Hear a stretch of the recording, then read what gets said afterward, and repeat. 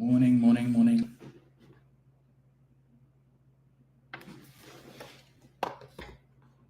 Okay, good. Morning, Roxanne. Sweeping time. Let me get this. Let me just switch this thing here. Thank you for my brooms as always. Leon Joseph, morning, sir. Pauline Buckmeyer, morning, Pauline. Denise Bramble, morning. Anna Sistrath, morning, Anna. Ruckman Gangadine, blessed morning to you as well. Lynette Harris, morning. Merle Durant, morning, Merle. J Dimple 66, morning, Pauline Buckmeyer. Roxanne says, if you live in a UNC stronghold, go out in your numbers and vote PNM. Your children's future depends on it. Every drop fills the bucket. So true. Helen Faria Trotman, morning to you. Leon Graves, let me see. Morning, sir. Cyril Mayas, morning. Arthur Lucian James. Morning, Gerald Pauline. Morning, Rondon Pay. Morning to you. Ruben Roger Shah. Kester Billy, morning, sir. Susan Cadogan, morning. Discuss, Jennifer Nicholas. Annette Baird, morning to all of you guys. Orlando Smith.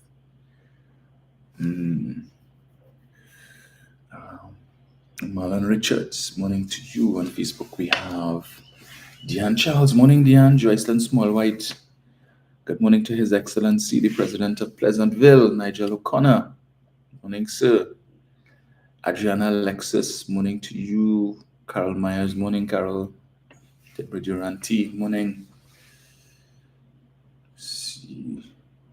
Think for yourself, says we read, ready, and responsible. Good morning to you, Natalie F. Joy Ragunanan, morning. Right. That's the time already, right? 6:51. Let me jump into it. Alison Boyce, Dexter James. Yes, Carol, I had a very good night's rest yesterday. We were out for about just over 5 hours in that blazing hot sun. But the work had to come to an end at around just after 1 o'clock when the rains came. It's been a while we've had some that type of rain constant for so long. Dale Prescott. Jason says, oh my, Miss Ashford. One of my ardent listeners in her 90s died. Oh boy. Condolences to her family. It's unfortunate. Christopher Serrett, Pamela O'Connor, morning. Aldith Jones, Shelton Lewis, Kurt Shaw, Donna Rogers.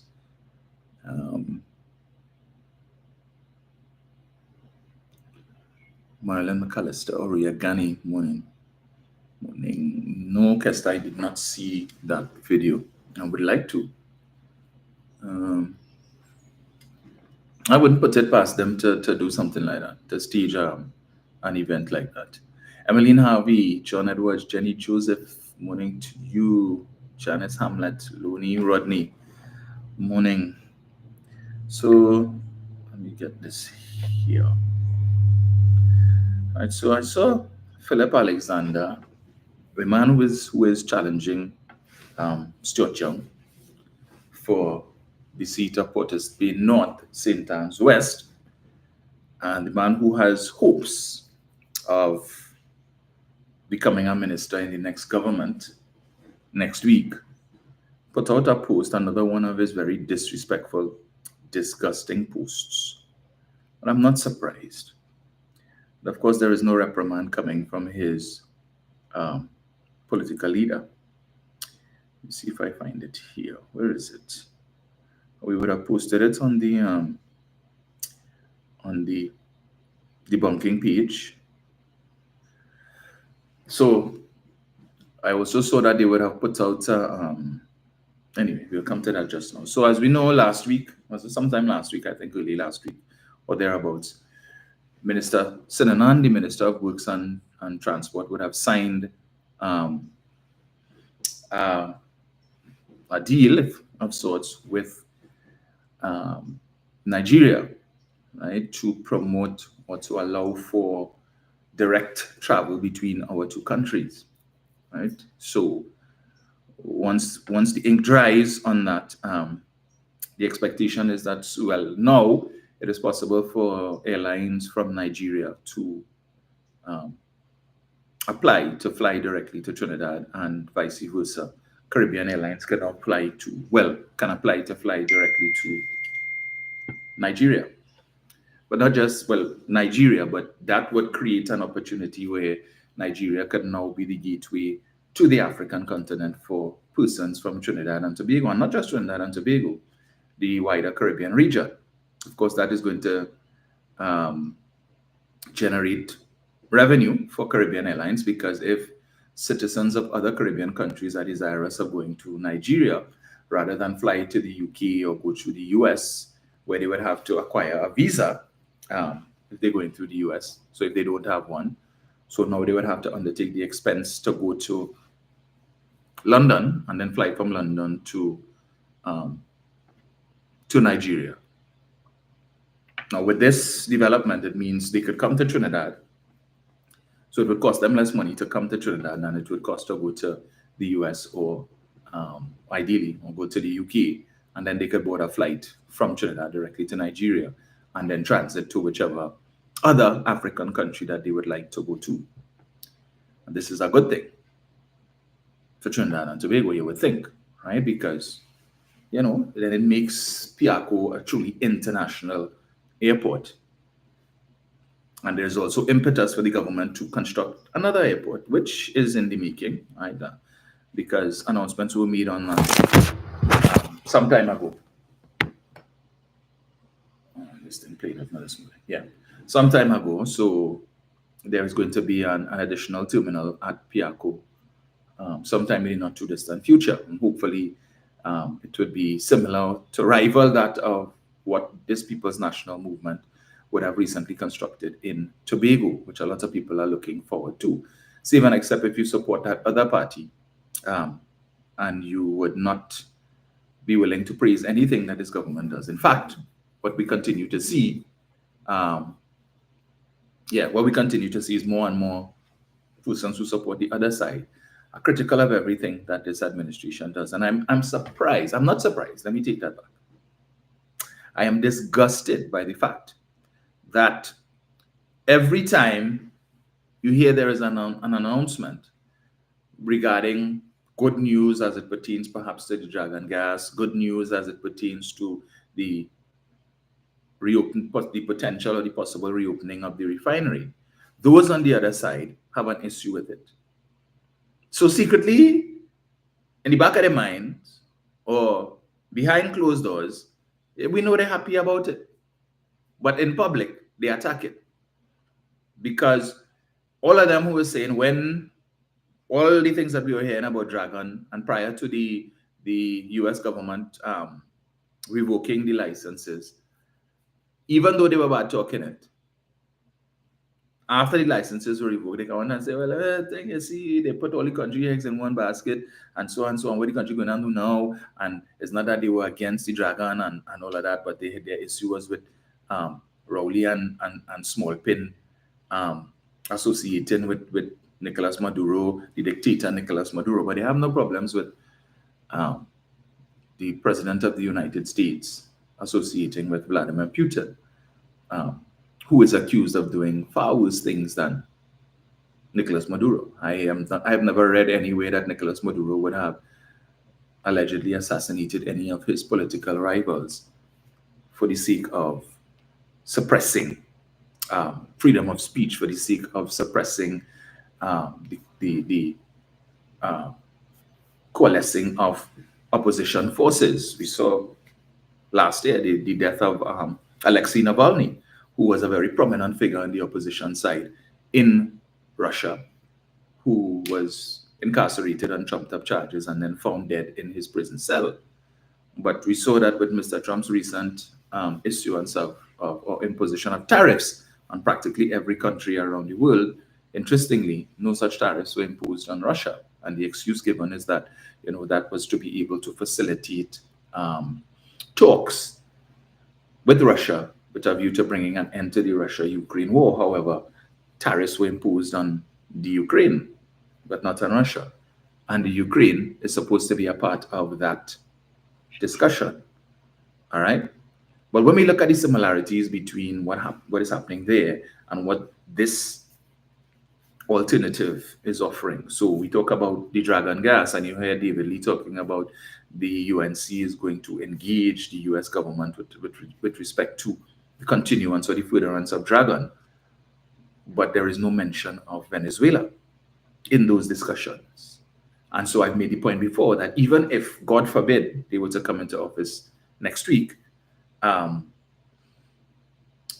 they are going to have a very hard time, because even if you are able to speak with the Trump administration and you are able to get some sort of concession, you still have to go and talk to the Venezuelan government. All right. I don't know who they're going to talk to in Venezuela, because Maduro don't want to talk to them.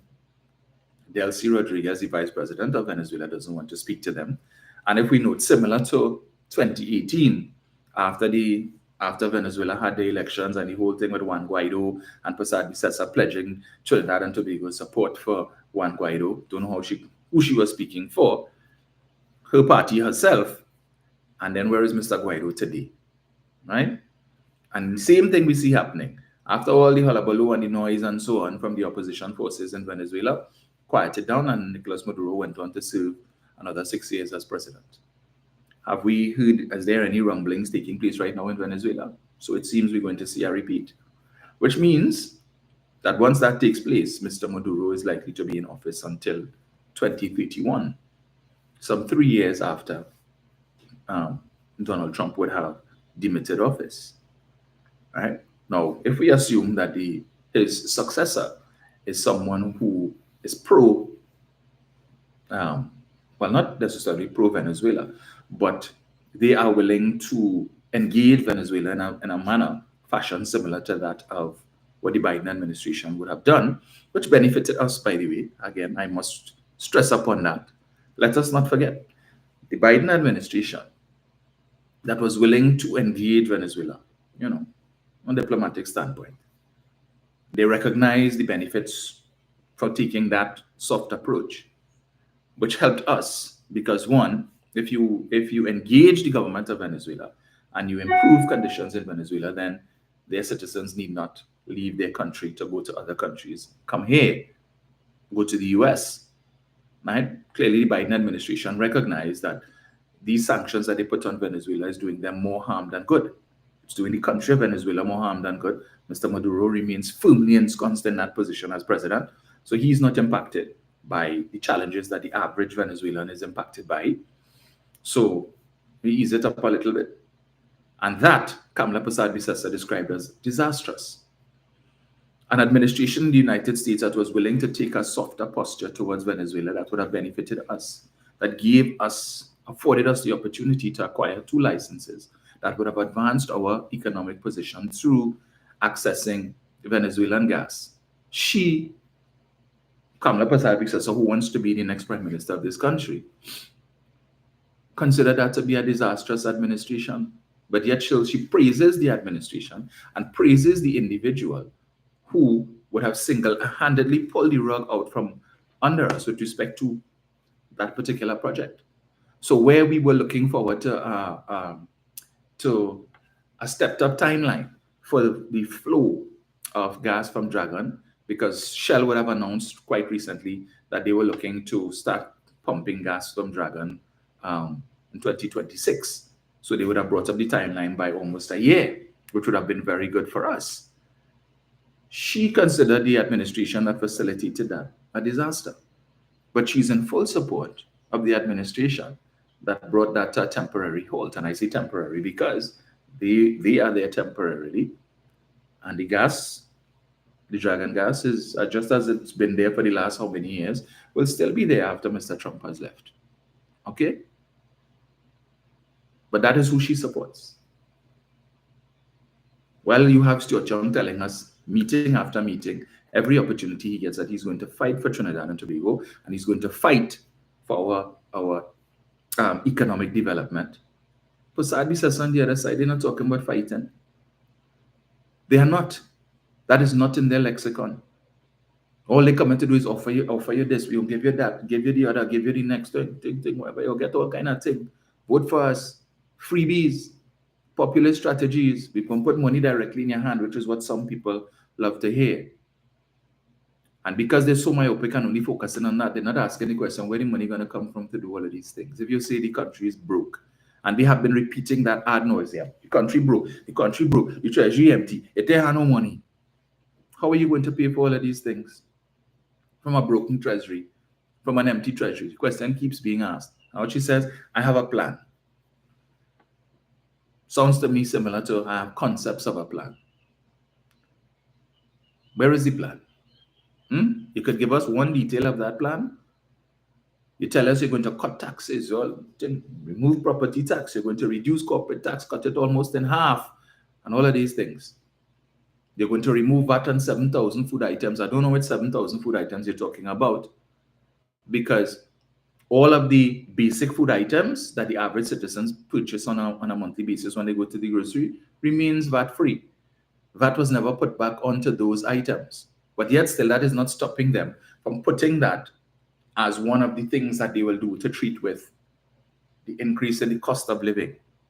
And anybody who buy in that hogwash, anybody who's going to vote for them on the basis of that cock and bull nonsense, you need a checkup from the neck up. All right? Removing VAT from 7,000 food items is not going to do anything with respect to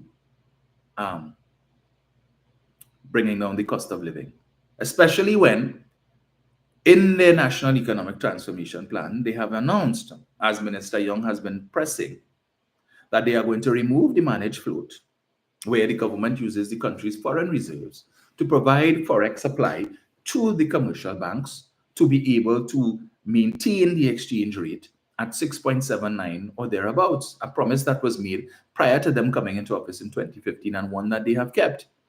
But the UNC and the National Economic Transformation Plan have made it perfectly clear that they are not in support of that. Their focus is on rebuilding the country's foreign reserves. So rather than putting that foreign exchange and releasing it into the markets so that you could get the little 200 that you're complaining you can't get when you want to travel and you go to the bank, but yet still you're holding a credit card and you could spend 1,000, 2,000, 3,000 US with no problems, but you're complaining you can't get $200 in cash in the bank. I say whenever I travel, I do ever go to the bank to ask for any cash. That is why I have a credit card. All right, and my credit card is more than sufficient, and I have access to more than 200 US with no challenges. The majority of them who complain when they go to the bank and can't get 200 US and all of that, on foolishness. You're on rubbish. Because a lot of them have credit cards and they know there's no issue with that. So even except based on the bank that you're with, you might have a limit. But I'm pretty sure nobody's limit is $200. Unless you have three credit cards from Scotiabank because you're trying to pull a fast one. Because you figure, okay, if the limit is 3,000 on a card, if I get three cards, that's 9,000. But the bank smarter than that. So you have two cards, okay, your limit is 3,000 each. If you apply for a third card, your limit will only be 100 US. But they're complaining about that. And the man who is telling you, I am willing to fight. I am willing to explore all options that are available to be able to realize a project, a gas project that has been in the works for probably close to 20 years, right? That spans 3 administrations, and we are finally at that point where the gas can start flowing and we can start earning money from it. Yes, we've had a setback, but it is not, all is not entirely lost, contrary to what the other side is saying. Happy to say dragon dead and dragon dead and dragon dead. That is the language that they are using. Stuart Young is not using that word at all. The People's National Movement is not using that terminology. And so we would have seen the recent development a couple of days ago, where Mr. Young would have received a call from Marco Rubio, U.S. Secretary of State, the chief diplomat for the United States of America, who on his way back from Paris felt that this issue was pressing enough for him to call Stuart Young. On his way back from Paris. All right? To discuss, listen, we don't want to hurt Trinidad and Tobago's economy. Yes, we have certain policies as it pertains to Venezuela. But we are willing to work with you to see how we could sort that out, right? We're willing to work with you to see what options are available. Who would know better? Stuart Young speaks to Mr. Maduro. Is it that Mr. Maduro is willing to forfeit receipt of monies, cash, for the time being to allow the project to go through? But these are things that would be discussed and in due course. But Stuart Young can only do that if he's prime minister. All right? He can only do that if he's a member of government. So if you make the wrong choice next week, then he can't do that. The other side is not talking that talk. And while they may come at all their bravado and talk about they will see and they will talk, as I keep saying to you, any discussions with respect to Dragon must have three parties, not two. Because the two, Trinidad and Tobago and the US, Washington, they don't own the gas in Venezuela. So they could have what discussions they want. They could come to whatever agreement. The US government could give what they want in terms of licenses. If you do not have a discussion with Venezuela, nothing happens. Your licenses are a waste of time from the US. Kamla Prasad cannot have that discussion. David Lee cannot have that discussion. The only person who can have that discussion is Stuart Young. That is why he has held on to that post of Minister of Energy, right? All of the relationships that he has built over the last 4 years.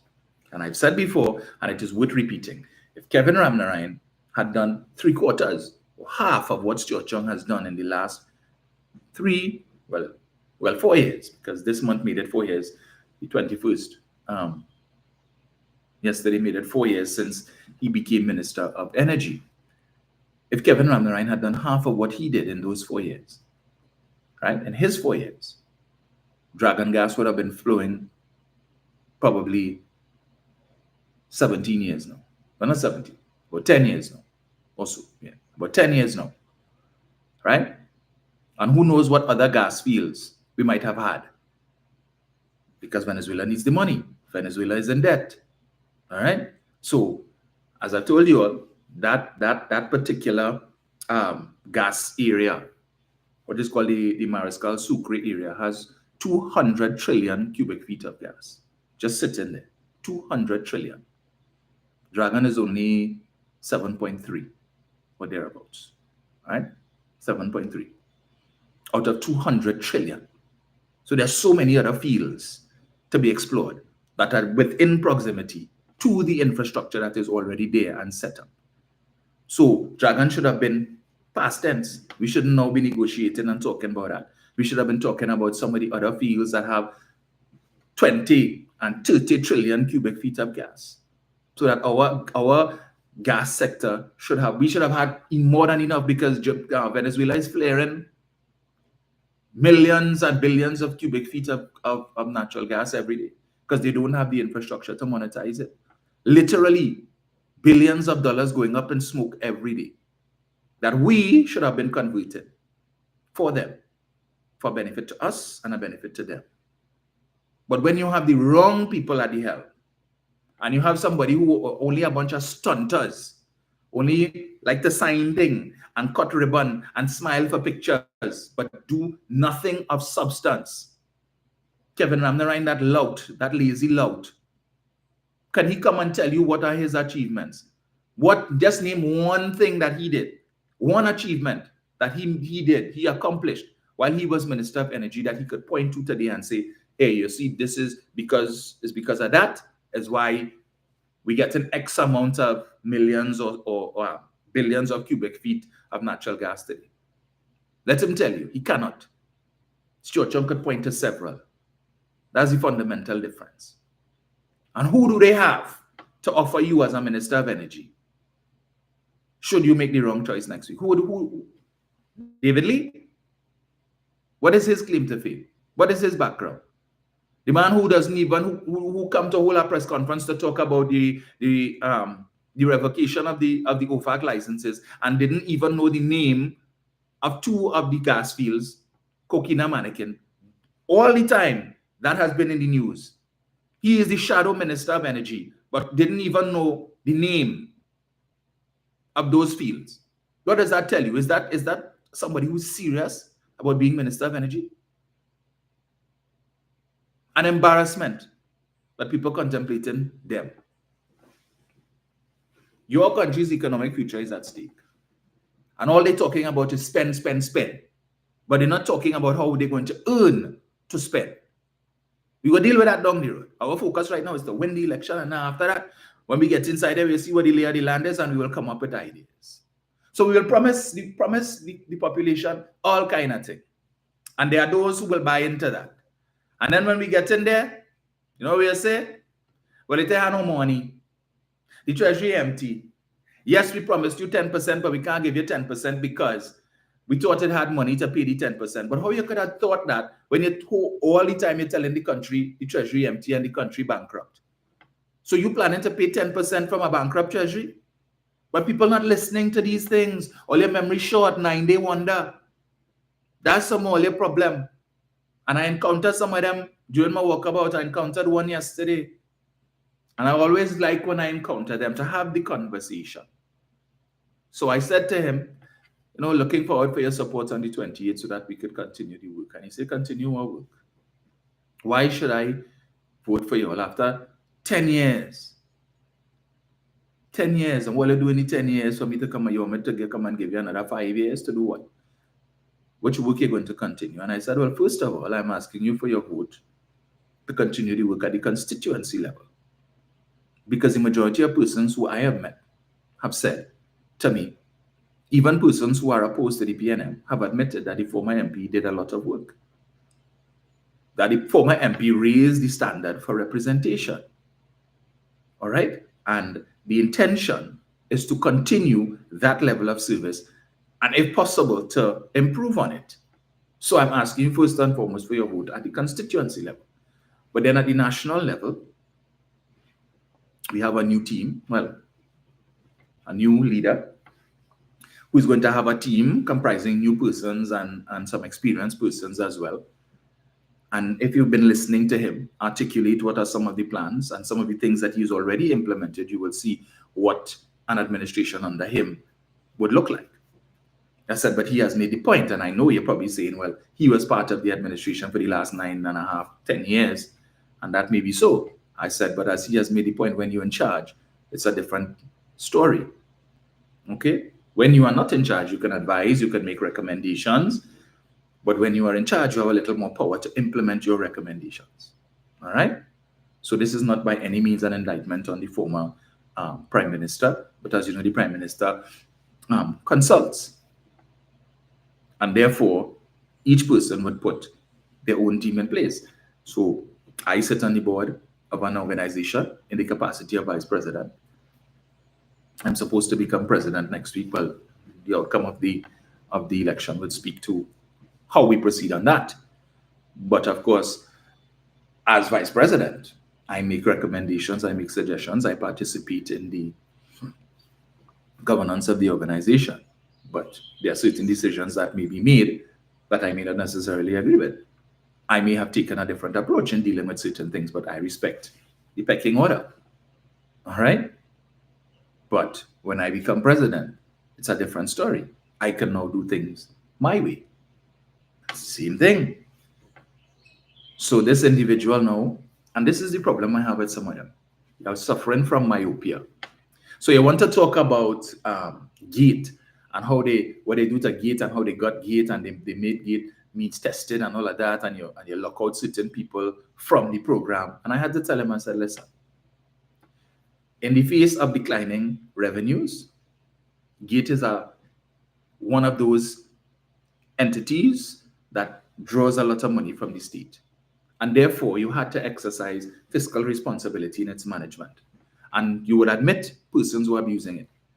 Persons who decide that they sign up for GATE and they're going to do a particular course, and then 1 year later they decide they don't want to do this anymore. So they leave out that. After money has been spent, they leave out that and they decide they want to jump to another course. And then probably they decide they don't want to do that anymore, so they jump to another course. What do you do? How do you restrain such persons who are wasting resources that could have gone to other persons who are serious about the one course that they want to study? But then the government also took a decision, which this alternative, this party that's offering itself as an alternative, is advocating now. They criticized it before, but now they are saying that is what they're going to do. That with respect to GATE, that they are going to basically fund or focus on those programs or those courses of study that align with the country's national development policy. Instead of persons just doing courses just for the sake of, because yeah, I want to do my degree in whatever field. I ain't going to call no particular field. But when they complete it, that the market for that field in Trinidad and Tobago is limited and in some cases non-existent. So persons are studying using state resources to study courses for which there is not many, or there are not many opportunities in this country, and then they hop on a plane and they go abroad, where there's a wider market for the exploration of that particular course of study. And so that other country benefits from what your taxpayers' dollars paid for. We are saying, look, we need to limit that. What are the areas that this country needs the most to be able to develop? And we will focus on those. They criticized it, but today they support it. And today they are advocating to do the same thing. But how are these things going to be paid for? But coming back to the first point that I raised with Philip Alexander, this man who hopes to be a minister of government, should you play fast and loose with your vote? This disrespectful, counterfeit 1%er, all right? This inveterate liar, who has time and time again shown himself to be an inveterate liar by the posts that he puts out, by some of the videos, the content or his utterances in some of his live videos that he has done in the past, some in the most recent past. Unfit to be anywhere near the parliament. If he even standing up on the pavement outside the parliament as an ordinary citizen, the police should lock him up for loitering, because he has nothing of substance or value. Anything that comes out of his mouth or from his keypad, wherever it is, whether it's wherever, nothing of substance. But he all over Port of Spain, North St. Anne's, when stunting with another Negro for sale. Every time he does his videos, they see him with this big joint in his mouth. And only a set of expletives coming out his mouth, who mother so and effing this and effing that. And look at the people that they're surrounding themselves with. Look at the caliber of persons that they have as part of their campaign team. They're looking for persons of like minds, the people who don't normally vote. They have a million things to say about what's happening in the country, but then they don't go to exercise their franchise. Will come on social media and cussing, oh, that thing, and PNM, so and rolling mother, so and young this and small pin that. Nothing of substance. They want to sit down, rock back all day on the block and smoke weed and talk nonsense and drink punching, hard wine, rude boy, and watching people, girl child, trying to make something of herself, passing and going, psst, reds, darky, ticky, and want to breed people daughter and have nothing of value to offer other than to say, yes, that's my baby mother, that's my child mother. Nothing of substance. You want to bring children into the world, but you can't raise them because all you're looking for is a borough work. You want to work in the borough and a work in the corporation. So you could work 2-3 hours for the day and then go home and spend the rest of the day sit down on the block with the boys smoking weed and talking nonsense. And the poor young girl had to go out there now and work because what? You decide this is the life that you want. That is the type of people that Alexander is surrounding himself with. Go and see some of the videos that he posted. Nonsense. But the most recent disrespect, and that's what I call it. So I started out by talking about this deal that was signed between Trinidad and Tobago and Nigeria to allow for direct flights between the two countries, whether it be for passenger flights or cargo flights, as the case may be, right? And this is a development.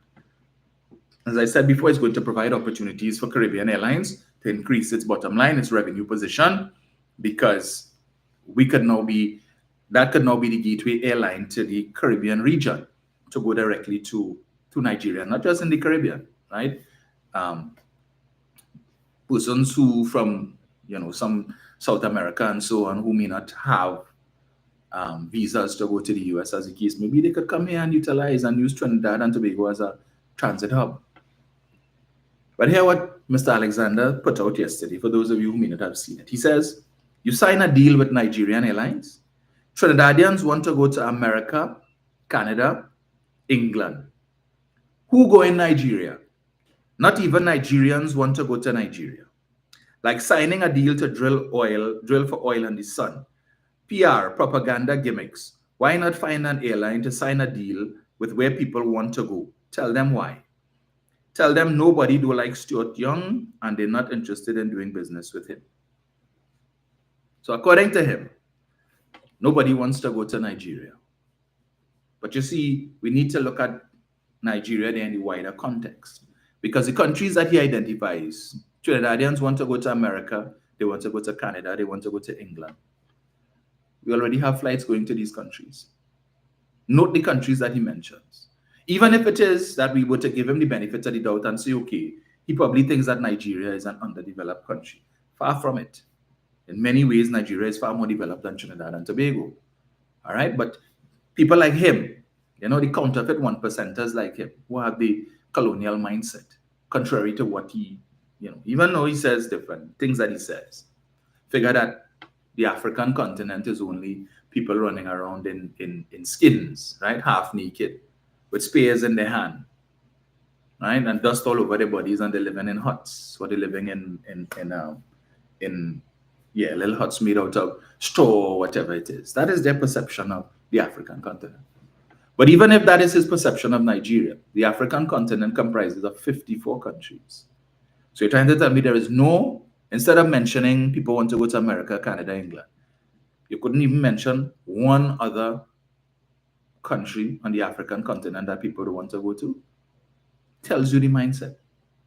But this is disrespect to the African community of Trinidad and Tobago. But more so, we have a Nigerian embassy here, we have a Nigerian ambassador here, right? And this is disrespect to them. And that is why when in their last incarnation, this collision of misfits, calling themselves a coalition of interest, but it's really a collision of misfits between 2010 to 2015, when they left office, as Dr. Rowley would have told us, and as the Jamaican Prime Minister would have told us quite recently, that the relations between Trinidad and Tobago was an all-time low. Those are the words of Andrew Holness. All-time low, the lowest it had ever been.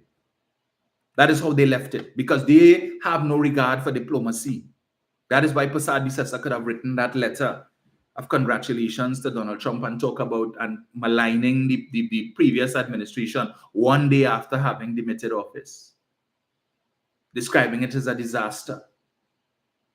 That is why when CARICOM, the last CARICOM heads of government meeting that Dr. Oli would have attended in February, when one of the issues that was raised and one of the decisions that was taken is for them to explore labeling persons who open fire on indiscriminately on gatherings of persons as an act of terrorism. And she disagreed with that and made it abundantly clear that if she is prime minister, she will not be supporting that, not signing on to any such thing. Even though no firm decision has been taken, even though the CARICOM heads would have taken a decision to appoint, I think it's some former minister from Suriname or so, to look into it, to put together a team and to look into it and then to come back and report to them for a decision to be made so that they would make an informed decision. But she has already made her decision that should she be prime minister, she couldn't care what findings this individual and his team come up with, she is not going to support. So that is already on the table.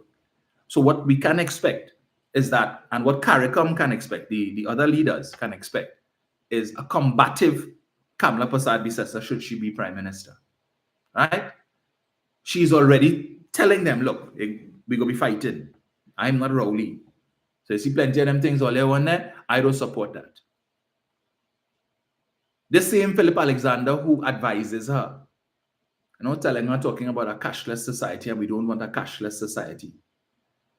And they give you all manner of reasons why we don't want a cashless society, and how the banks will make so much money from a cashless society because they will charge you and this and that. The true and real reason they don't want a cashless society is because if we go that way, and please note, cashless society doesn't mean that you're not going to have any cash.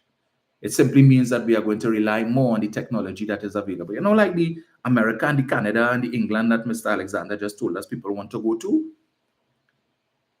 where they have embraced that technology to reduce the need for cash, all right, and the safety that that presents. The real reason they don't want a cashless society is because when you have business, it's easy to thief and engage in corruption and avoid taxes. You see, because if you have a cashless society and everybody using card and it's swipe, the money has to go to a bank account. So that when these businesses are doing their taxes and they have to present their bank records to the accountant and so on, it will show all of the revenue that they would have earned. So there's no way for them to hide that money, and they will be made to pay taxes, or at least the tax calculations would be done based on all of the revenue receipts. But when it is that you don't have a cashless society and you still depend heavily on cash transactions, it's easy for people to hide revenue receipts and not pay taxes. It's easy to engage in tax evasion. And that is what they support. Because I could tell you right now, in this election season, with all the jerseys that are being printed and all the banners that are being printed and all the flyers that are being printed and posters to be put up on the light pole and all of these things, a lot of these businesses that are providing these services not dealing in cashless, right? They're taking cash and they're telling you, here what? If you pay by cash, you get a discount. You get a 10% discount. And when it is that you are campaigning and you have limited resources to campaign, you're happy to get a discount. You don't mind paying in cash. So you run to the bank and you withdraw the money and you come and you give it to them. And they give you a handwritten bill. That's the other book, right? They give you a handwritten bill, a receipt for your money, and you pay it. And you take your stuff and go. And the state knows nothing about that. Absolutely nothing about that. Or they tell you, well, here where you transfer it, you could transfer the money to do a direct transfer to this particular account, the personal account, not the business account. So the money is there, but there is no record of that transaction having taken place. It's not on the official business account. So when they have to do their financials for their taxes and so on, to be tax compliant, the VAT and all of these things, they ain't paying no VAT. There's no record of that money having ever been received. That is the kind of thing that these people want to encourage. So all sorts of ways they're coming up to cut government's revenue, rather than to generate the revenue to pay for all these promises that they're making. So when they come telling you we don't want a cashless society, and you have a bunch of clowns who buying into that and buying the reasons that they are giving, please, nonsense. Because a lot of people already cashless. It's a hassle. Sometimes you go to the ATM, especially at a mountain, and none of the ATMs have money. All you're seeing is a set of slips on the ground. That's the problem.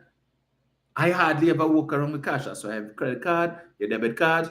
Most vendors, most people have the machines for this, and it's easier. I could keep track of all of my expenses. It's easier for me as opposed to what they, but anyway. But I was speaking to the issue of the diplomacy. And it is clear that Mr. Alexander doesn't care if he offends the Nigerian ambassador. He doesn't care if he offends the staff at the Nigerian embassy. More than that, he doesn't care if he offends Owando, the executives of Owando, which is the company that's currently in negotiations with Trinidad Petroleum Holdings Limited to restart the refinery. Right? A Nigerian company. He don't care about that. And what's more is that when he puts out this post, you have persons of African descent who endorse that nonsense. I'm talking about it's true, nobody don't want to go to Nigeria. But yet still, half of them watching, they love the Nigerian movies. Oh gosh. I remember back when the CDs vendors, the DVDs vendors, Nigerian movies selling like hot cakes, hot bread. They love the Nigerian movies. But talking nonsense. You ever look at these Nigerian movies and see the type of houses that these people live in, the vehicles that they're driving and so on? It's Lexus and Mercedes-Benz and Land Cruiser and all of these different things. Yes, you have some areas that are underdeveloped, but they're making it seem as if Nigeria is this horrible place. He has disrespected the African continent and the rich history that it presents. Ask him what the hell he knows about Nigeria. Can't tell you, right? Probably give you some kind of lie. Oh, nobody don't want to go to Nigeria. Sign deals with airlines that go into places that people want to go. Where people want to go? Where they want to go, Mr. Alexander? Italy? Spain? Belgium? Brussels? Where they have light skin? You're not interested in going anywhere where the majority of people's skin looks like that. Now, we're not too keen on that. There's nothing to offer there. Places like Ethiopia and the significance that that country holds to the Rastafarian community and by extension, the African diaspora. He didn't care about that. Nobody don't want to go there. Might say people want to go to South Africa. Yeah, you have a preponderance of light-skinned people there. You know, the apartheid country, you could go there. Yeah. But the rest, nobody interested in going there. And you have Negroes for sale who supporting this man. Riding with him, disrespecting your ancestry. Yeah, well, Philip will fix it. Yeah, and you supporting him and endorsing this clown. This inveterate liar. Okay. Yeah. And he wants to be a minister of government. So should that happen, God forbid, and the Nigerian embassy decides they're going to have an event, and they invite members of the government, is it that he's not going to attend? Because we already know where his mindset is with respect to Nigeria. Or is it that he's going to attend under duress? You know? What are you doing here, boy? Not to be associated with these people. Nobody don't want to go to their country. Even Nigerians don't want. So what are you going to talk to them about? So you're just not attend. And your political leader could probably send a representative. You know? Because they can only tolerate being around these people for so long. We pretend for as much as is needed to get their votes. But after that, And you have people supporting that foolishness. What does that say about diplomacy? So it tells me that when you have the emancipation procession, you realize you don't see none of them. You ever see Munilal in the emancipation procession? You ever see Kamla there? You ever see Philip Alexander there? Emancipation procession on Emancipation Day has nothing to do with politics. That is not a PNM event. All right? And therefore, should they win, God forbid, later on this year, the expectation, of course, is that the Prime Minister typically speaks. But if the Prime Minister is not from the PNM, is it that Mrs. Prasad Bisasol would send a representative? Because Lord knows she can't walk from Port of Spain, unlike Dr. Rowley and Stuart Young. She can't walk from Independence Square to the Queen's Park Savannah. Right? She might make it 1/4 way up Frederick Street. After that, that's it. She had to stay down in the back of a van. So yesterday I saw she went on a motorcade through parts of her constituency behind the back of a truck, waving. She gave them a half a wave, too lazy to even do a proper wave. And hold on in the truck, shaking. If you see the state of the road, in her own constituency, they want to tell you, oh, the PNM constituencies have the worst infrastructure and the worst roads, but I looking at the road in her constituency that she has been representing for almost 3 decades. What representation has she made to have those roads fixed? The corporation, the regional corporation that is responsible for those roads, that has been UNC since Jesus was in Pampas, what have they done to fix the roads? I saw videos and we posted on the debunking page on Facebook where Michaela Pandey is walking through Couva North that has been long held by the UNC, and you're seeing some of those roads, to even call that the Bocas is an insult to the Bocas. But that constituency has been under UNC for the longest while, and those are not major roads. Those are minor roads that fall under the responsibility of the corporation. What have they done? But of course, the supporters who live in there, who use these roads all the time, will still run and vote for them, will still dip their finger in the red ink for them, despite the fact that the representation is poor. They will complain to Michaela Pandey, look, you know how long that road there? We went and we talked to the councillor, we talked to the MP, but nothing happening. That road bad, so see them taking chips and pieces of brick to try and fill the potholes, the big holes, the craters, is what you should call them. Even Mars looking better than that. Where is the representation? But they will come and they will, Michaela, oh gosh, girl, give me a hug up. You know, I did love your father, you know. I have a picture and say, wait, hold on, let me go and get it. And they come outside with a frame picture of Basdio Pandey. You see, yeah, I love your father, Gil. If Pandey was the best representative we ever had in this area, yeah, just. But then come the 28th, you feel they're going to vote for her? Wait, all you love, they love Pandey, and Pandey was the best representative. They're going and stain their finger for Julie John. A bunch of hypocrites. Hypocrites is what they are. But always bad talking. PNM constituency is always the worst. My constituency of Malabar Mausika was the worst between 2010 to 2015 when we were under Anil Roberts. And when you look at the man that they sent to come up against me and the places where he is focusing his efforts on, same thing that Anil Roberts did, where the criminal element in the constituency is mainly confined, that is where he's drawing his most support. And so he's comfortable in those areas. In fact, the voice recording that he has playing when he's out on campaigning or even when he's absent and is just going around the area was done by Anil Roberts. So it tells me he would have consulted Anil Roberts for ideas on what Anil would have done to win this constituency in 2010. Right? I'm hoping that he can replicate that, but he needs to understand 2025 is not 2010. Anil Roberts left a bitter taste in the mouths of many people in this constituency. And he is doing himself a great disservice, Mr. Smith, by annoying people with that recording from Anil Roberts. It is an annoyance. And the people, anyway, let me not go there. Well, let him continue. Right? If you go on his Facebook page, which I came up on last night in scrolling, and when you see the places where he takes pictures with people and so on, a lot of them fooling because it's just money. We went to a particular area last week, met some young men in their UNC jerseys and so on, but they get a UNC jersey, but they were happy to receive my jersey as well. And plenty are saying, boss, we just want work, we just want a little work. Because we ain't really doing nothing right now. What is he offering them? What is he offering them? A jersey? You'll come by the campaign office and eat a little food? Right. That is what they have to offer. Doesn't live in the constituency. So what happens afterwards? But it is what it is. Right? So by this time next week, we will know who the next government of Trinidad and Tobago will be. But that depends on what you do come next week, Monday. Those of you who are still talking nonsense, but you're on the fence. What fence? Why are you on the fence? For what reason? What the other side is offering. And again, that conversation that I had with that individual yesterday, you see, when you feel you're bright, I come prepared for them, telling me about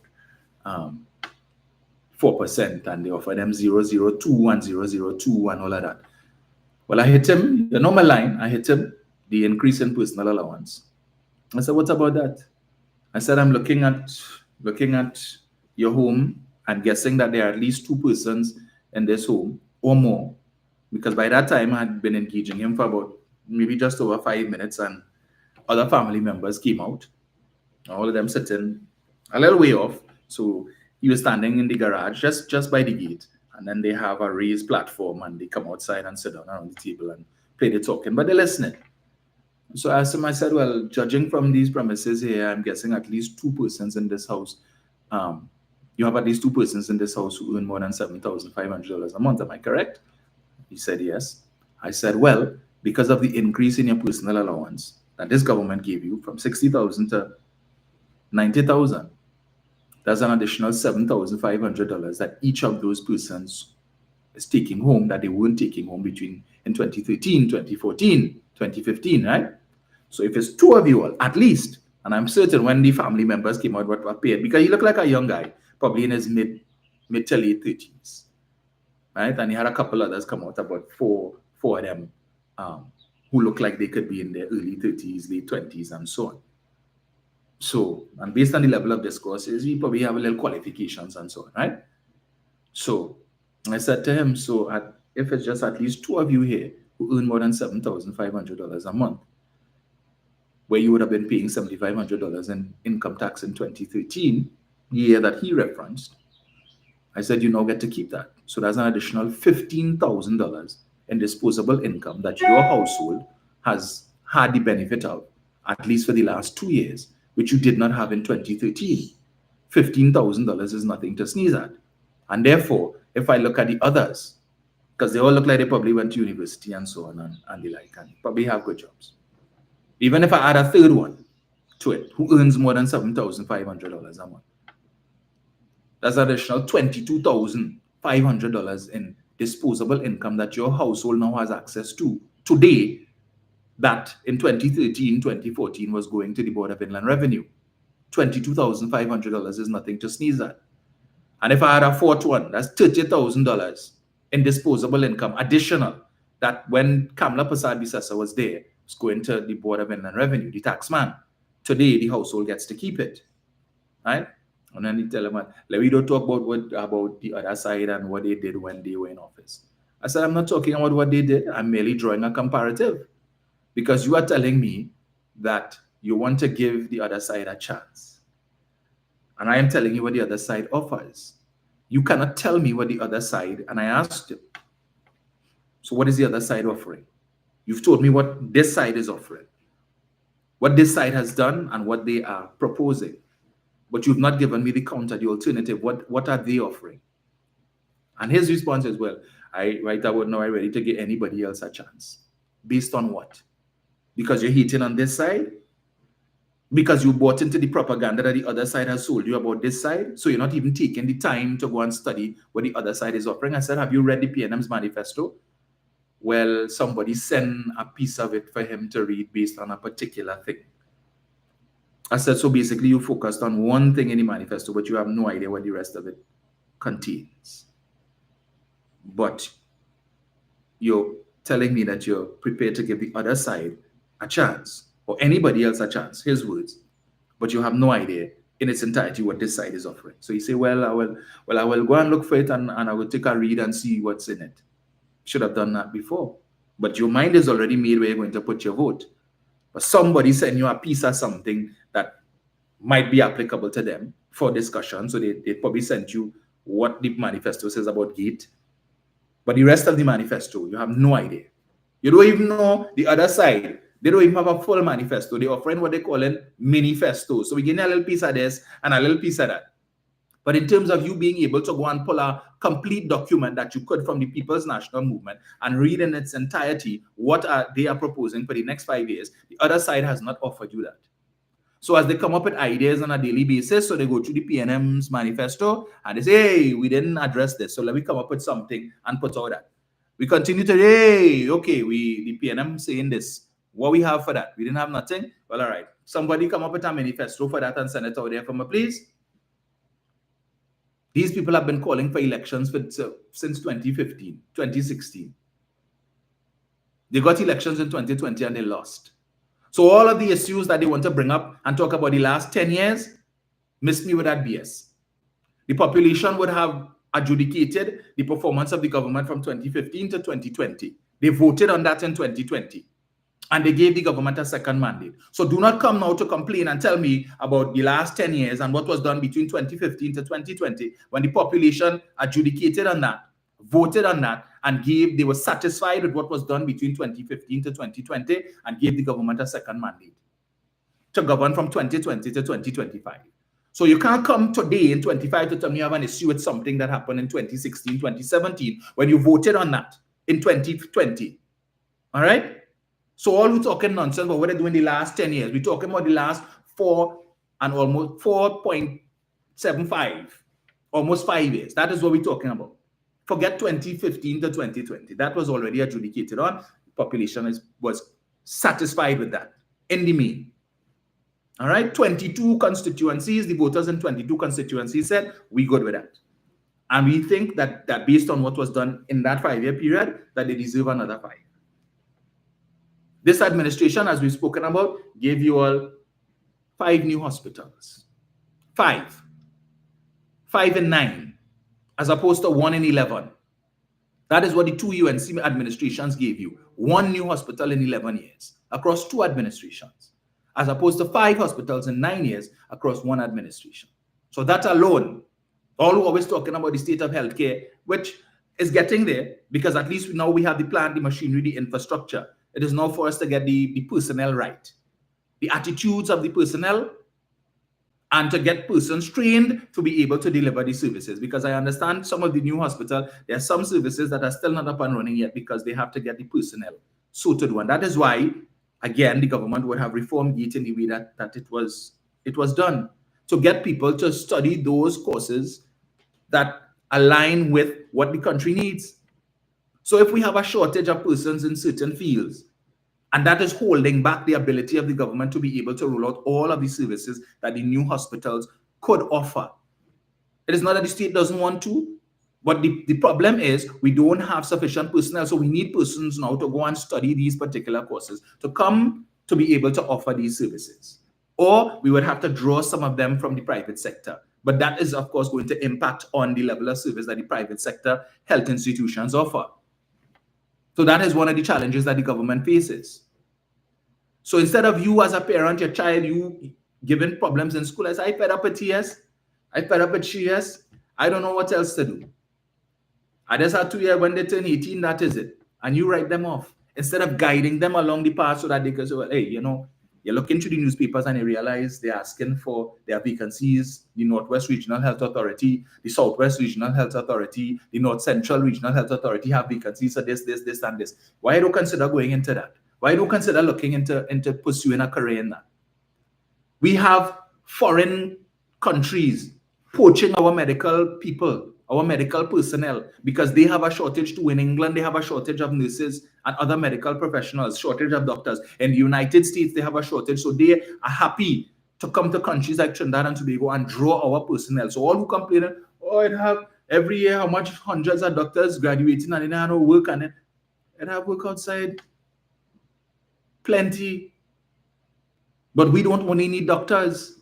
We don't only need nurses. There are other professions in the medical field that we need, and there seems to be a shortage of that. How are we addressing that? So every time I walk my constituency and I meet up a young person who telling me they want to work in the corporation and work in the borough, that's getting me upset. Upset. Every single day. Not a day goes by that I don't encounter persons, plural, telling me they want to work in the borough and they want to work in the corporation. The corporation and the borough could only hire so many people. But when it is you have friends working there who telling you, boy, it is the best thing, yes, you only working 2.5 hours a day and again pay X amount of money, and everybody want that. A lazy man culture. Lazy culture. Come on. They tell me, we ain't want no CPEP and we ain't want no URP working, we just want a little borough work. But then the borough workers doing the same work that CPEP doing and the same work that URP workers doing? Are they not? So when you tell me you don't want these two, but you want this one, is the same work? Or is it that you're not doing work at all? You just take up your pitchfork or whatever it is and you go and you sit down under a coconut tree and you will talk for 2.5 hours and then you go home and you get paid at the end of the fortnight, or as the case maybe? Is that how it works? But blame the government. People complaining they drain and cleaning. They used to clean the drain all the time they come in now, you know how long they come? But you have a job to do that. And you have constituents and burgesses who complain it because you're not doing the work that you're getting paid for. You wanted the work, you get the work, but not doing the work. Not even for the 2 hours or 2.5 hours that you're supposed to be working, you're not even doing it. So person drains backed up, a set of silt, all kind of bacana, pressure. But that's what the other side offering. That's what they're offering to the young people. They have been so cultured that is what they want. So even if you could offer them something different, how are you doing that? Hence the reason all of these courses that the Ministry of Youth Development and National Service offering, they're not interested in that. They don't want to go and sit down in no classroom to learn nothing. They may have time with that. No. You want to sit down online whole day and talk stupidness, smoke a joint longer than your forearm. That's what we want. And then we collect a little dust at the end of the fortnight, enough for you to be able to buy a weed and buy a little food or whatever it is and call that judge. No ambition whatsoever. Where do you see a life 3 years from now, 5 years from now? Working in the corporation. Working in the corporation. And as Roxanne says, don't forget doctors not doing their public job and just studying the private practice. That is very true, Roxanne. A lot of them working in the public sector, just seeing that as poaching grounds. They're just seeing a pool of patients that they could redirect to the private hospitals. so that they could make plenty money there. And I've always given you all the example of my sister and what she went through in three private institutions. Spent tons of money, hundreds of thousands of dollars, and then ended up in the public health sector. And the same doctor who saw her in the private institution was the same one who came to the public sector, where he was a consultant and gave her a diagnosis that he couldn't give in the private sector. Right? After all that money was spent. But that's the problem. So us talking about all these courses that the Ministry of Youth Development and National Service has comes to naught. They're not interested in that. You're telling them, look, you're getting paid a stipend, which might end up being, all you want is a little dust. Some of them 18, 19 years old. Some of them drop out of school 17 years old. And they just want a little money in their hand to do what? They're not big set up big expenses, so they just want money to be able to buy, to pay for their vices. And the opportunities are there. So when we went to this area in Carapo last week, Friday, I think it was, and encountered a young man. At first, well, two of them. So I don't know, the UNC probably get to him and they, so introduced myself and thing. He said, nah, I don't want to shake his hand, and he turned and he walk off and he gone, okay. And he's the Indian guy. All right. No biggie. I've gotten accustomed to that. I've encountered that on many occasions in the last 10 weeks. So I'm talking to the other guy, and then this guy comes back and he say, boss, I just all I want is when you get in, I just looking for a little help, because right now I'm doing the PIPE program with the Ministry of Youth Development now, and I almost finished. So when I finish, I don't know if you could just give me a little help to get a job with that, or I want to start my own little plumbing business now. So I know what help you could give me with respect to that. See, he took up the opportunity. So he doing PIPE, which just has to do with plumbing and the like. And look at where his head is. He want to start a business in plumbing. But I'm certain that's not the only course he's going to do under Ministry of Youth Development and National Service. Because he's going to probably do maybe one or two others. He could probably do the FUSE, which I think has to do with the linesman course that could probably get you a job eventually in TNTech or something like that. But he will probably do two or three others to improve his skill set, make him a little more marketable.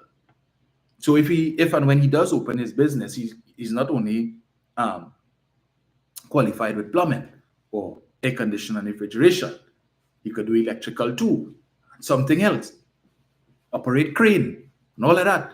So widen your scope, more opportunities, job opportunities for him. But you didn't want to shake my hand personal, but then after the conversation, you come back, tell me about it. I not hate him. I say, well, no problem. You let me know. Afterwards, come and chat me, we'll talk, see how I can help you. I hear that from him. The rest of them, not interested. I can tell you, I have a newfound appreciation for the work that members of parliament do. Some of them might have lazy, but it is not an easy task at all. The amount of demands that people want, who vex. Me I vote in because so long, 5 years now, I tell all about that drain, and the drain ain't fixed yet. And what they look at and think that is something simple and is an easy fix. When you talk to the officials from the borough corporation, the councillors and the deputy mayor and so on, they tell you, listen, yes, we did put that down as a project, but when the engineers and so on came and they look at it and so on, and the price tag that they put on it. So he looking at that and figure is a simple fix. And it's not a simple fix, because the price tag to fix that is over $1 million. And when it is that you have 8 councillors, all of whom vying for limited resources, because in their respective districts, you have a whole sort of thing that people want. One household that we came up on, they said the woman said it had a little leak outside her house, water leak, right? Water line. And she thought it was a simple fix until she see backhoe come and all kind of heavy equipment came to do this. And she's like, I had no idea that it was such a massive undertaking to fix something that I thought was something simple. All of that. And then to have to fix it back and all. Cost a lot of money. But if nobody don't want to hear that, because their problem is personal to them and they want their problem fixed. They are not aware that they have 300 or 400 other issues similar to theirs in the constituency, in their own district, that everybody else just like them want fixed now. And it takes resources, it takes manpower to fix. They don't want to hear that. I want it fixed now. And you ain't get it fixed. The street light here, the road paved, proper drainage, but it's just the street light because TNT came and replaced the pole and I didn't put back the street light. And you vex me and voting because it's 3 years now asking all to put back that street light and all of that. And you're explaining to them, well, this is the situation. It was put with TNT, but of course, TNT has requests for about 800 lights that need to be replaced and so on. Yeah, but this is just one. You're trying to tell me 3 years now, I can't fix that. So in 3 years, TNT can't sort out that. And me and voting. I tell them, don't vote. Unless that light is fixed, we are voting. And then what? When the light fixed? What are you going to do?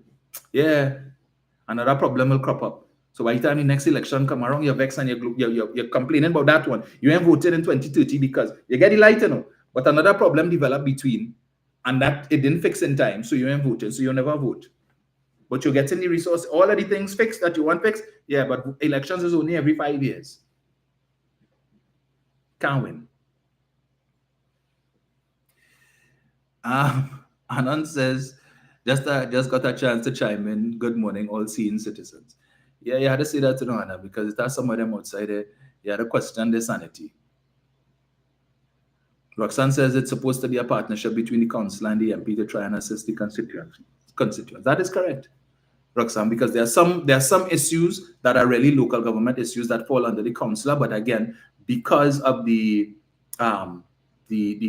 constraints with respect to resources, sometimes the MP may need to intervene and seek the assistance of one of the other state enterprises like the Ministry of Works, LSA, Self-Help, or something to come in and to be able to assist in getting the matter addressed.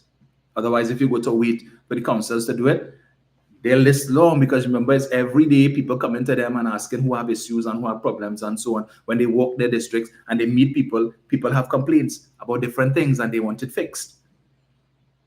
And so it's a symbiotic relationship between the MP and what the MP can do to leverage on other state enterprises. So for instance, if you have a problem with streetlights, you would go to your councillor, right? And then they will liaise with TNTEC and so on. But my understanding is that because of the length of time that could take, that previously councillors would reach out directly to the former Minister of Public Utilities, Marvin Gonzalez, and he would have been able to use the weight of his office to get these things done because he was very receptive. Right? And he worked with a lot of the councillors and even the other MPs who reached out to him. Things like lights and playgrounds and recreational facilities around the constituency. Sometimes it's just, that's the only thing. They just need one light replaced or something and TNTEC taken forever. And the minister could have intervened and gotten these things taken care of. So that's how it's supposed to work. But communication is important. Talk to the people. Provide them a platform in which they could come and talk to their representatives and express their views, and you could tell them, well, okay, this is what we are doing, this is what is happening. Yes, we know that we have reports inside for this, this, and this. This is where it is at, and at least the people could appreciate that. But if it is, you don't have that communication, they just think, yeah, well, they come and they pass around and they say, they come and they measure and we ain't nothing after that. So, and that's correct. It's easier to get vexed than to be informed, as Sharon Floyd says. Easier to get vexed. The MP are doing nothing. The MP council ain't doing nothing. But I have come to understand it, talking to these folks and understand, and not just my councillors, talking to other MPs who tell you the challenges that they face in getting things done. But the burgesses and the constituents, they may want to hear that. So as they concern, your work is to fix that and get it fixed, and I don't care how it fix it. Whatever do. Michelle Felix says some of them pick side in an area. That is true. That's true. But I want to say to PNM supporters, right, and those of you talking nonsense but you're on the fence. I don't understand. At this late stage, if you're still on the fence, something wrong with you. Because let me tell you, UNC voters, they couldn't carry bad representation that they've gotten. They are motivated to come out and vote. Motivated. They're focused. They are not there. When they go to the polls, it's not about them believing that necessarily that their party, they will see better representation. They just hating on the PNM, and it's about getting rid of the PNM. It had nothing to do with better governance. Some of them have, I'd like to think some of them have sense. So even like that guy that I spoke to yesterday, all right, well, I know clearly where his vote is going, and telling me right now he's willing to give anybody else a chance based on his perception of this administration's performance for the last 10 years. but it's not asking or focusing on what the other side is offering. So you're taking a gamble, because as far as you're concerned, anything right now better than the PNM. But that's the same thing you all did in 2010. And what happened? Within 3 years, you realize the mistake that you made. So that when local government election came around in 2013, the UNC, People's Partnership, 3 years' time, well, the discontent would have started before that, but the first opportunity that the population had to register their discontent and their dissatisfaction with their governance was at local government election in 2013, where the UNC went from 11 corporations, holding 11 corporations in 2010, they went down to 5. Why was that? And I'm certain that it had little to do with local government performance. It had to do with the performance or the lack thereof at central government level. All of the corruption and all of the wrongdoing and all of the cabinet reshuffles and the firings that would have taken place in that 3 years. But after 3 years, people were ready to get rid of them. And the THA elections that they supported, because remember they were holding the 2 Tobago seats, 12-0. They had the by-election, Shogunas West. They lost that seat to Jack Warner. They had the by-election in St. Joseph. They sent up Ian Allen, lost to Terence Dayal Singh. Let us not forget these things. After 3 years, we had, in less than a year, Makandal Daga telling us about the level of corruption. He had never seen so much corruption in all his 50, 60 years. People stealing money like they invented it, like they have a right to thief. He was in the belly of the beast and he was telling you this.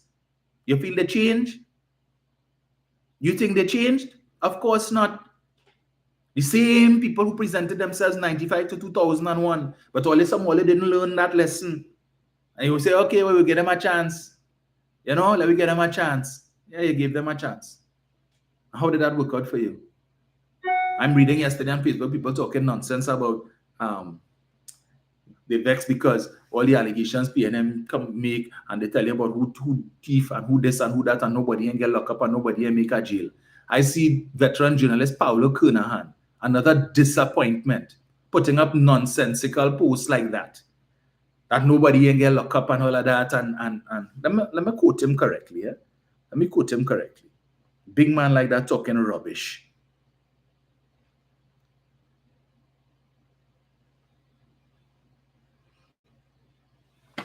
Funny how PNM talks ad nauseum about the UNC being a party of criminals, but couldn't lock up a single one of them in 10 years. How can we then expect the PNM to have crime solutions? Paulo Kernahan, right? As if the government could lock up anybody. All of the information that the government would have unearthed with respect to wrongdoing, the contract mill that they found in EFCL, the 3 men who are backdating contracts to be able to hoodwink the state and to get double payment. That was reported to the police. It is for the police to do their investigation and bring charges against these 3 men. What happened with respect to that? Can the Prime Minister pick up the phone and call the Commissioner of Police and say, charge these men? No. Rudal Munilal and the contractors, we heard that this was under active police investigation. Gary Griffith, who told us when he was Commissioner of Police, these things were being investigated, and all of a sudden it ended up on a shelf. Right? We read in the newspapers just a few weeks ago that all of these investigations have been shelved. Why? Why? The government did that? The government picked up the phone and called the Commissioner of Police and said, stop the investigation into that? And when the media reached out to the acting Commissioner of Police, Mr. Benjamin, to find out, well, what is going on? What is the status? No response. You know this government spent a lot of money to hire Kate McMahon and her team to be able to do proper investigations to assist the police in unearthing the evidence needed to charge people. What has become of that? What has the TTPS done? What is the status? Since 2014, they're investigating Prison Gate. 2 lawyers accused of cutting and pasting witness statements to defraud the state of millions of dollars. What has happened to that investigation? Since 2014, October, Senior Superintendent Dinoon told us that the investigation in that matter is almost closed. All that was left to do was to question Ramdeen and Debbie Dean. Since 2014, in 2025, in the last 11 years, you haven't found opportunity to question these 2 men? What has happened to that? Gary told us all gates would be closed, but Prison Gate, like he forget that one. He bypassed that one straight. Like they were in a police chase and he didn't realize that gate was open and he passed bush and left that gate open. What is going on with all of these cases where Ram Logan had been charged with witness tampering since before this administration came in, 2015. 10 years later, where is that matter in the court? It is incorrect to say that nobody, because Ram Logan and Ramdeen were charged and were before the court for conspiracy and other things with respect to kickbacks. And because Vincent Nelson decided that he was not going to testify, that case fell in abeyance, but they should have been serving time already on that. But it's the same UNC who told us that Calder thief and he thief billions and so on. What has happened to that? 5 years, 3 months, and 14 days they were in office. Did they try to sue Calder? No. All the billions that they told us he stole. If you couldn't lock him up, then bring civil suit, the same way you brought civil suit against Malcolm Jones and against Ken Julian and the board of E-Tech and all of these folks. Why you didn't bring a civil suit against Mr. Hart? All the money you say he thief. They told us a man by the name of Utara Rao, again, EMBD, how much money, corruption, all of that. Did they go after Mr. Rao? No. But Malcolm Jones, who they never told us anything about, they went after him. Rubbish. All because you wanted to get kickback. When we read attorneys who now come out from law school, never see the inside of a courtroom yet, but getting big $1 million briefs, and these briefs are being paid within the space of 2 weeks, when the norm is sometimes months, years, people waiting for briefs to be paid. But junior attorneys now come out of law school being given briefs for millions of dollars. And all of that money, that is why it had no money when this administration came in September. 3 days money left because money was being spent on that. I'm trying to find that newspaper article. I would have read that back when I used to do Cooking with Dominic on a Sunday on 91.9. All that is the kind of corruption and bubble that was taking place. Never, let us not forget the Point 14 highway, where they purchased acquired properties that need not have been acquired. And every single member of the family was compensated for that one property. Property valued at $1 million. You have 5 people living in the house. Everybody get $1 million each. That is the kind of wrongdoing that was taking place under them. The police investigating that. Where has that investigation reached? So when people like Paulo Kernahan want to come and talk nonsense about the PNM always accusing the UNC of criminality and nobody can get locked up, and the government don't lock up anybody.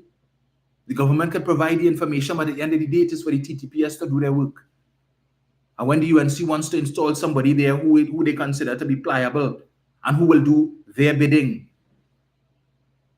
they talk about the police service supposed to be an independent institution, but they're already talking about who they want to install and put as commissioner of police so they could control that person. But we know they already have influence in respect to the police service. That is why they could get confidential memos of investigations that the police so-called supposedly undertaken on members of the PNM. And they have no problems coming in the public domain and reading these things, clearly demonstrating that there are leaks in the TTPS that favors the UNC. But you have people considering voting for that? Well, they can't be serious. Cannot be serious. 7701763. If you're not getting through to the direct, you may need to call WhatsApp.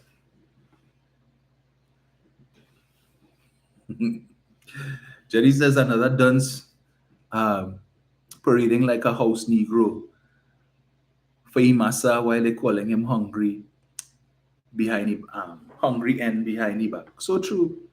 Alexander, I mean, come on. What is the solution to crime?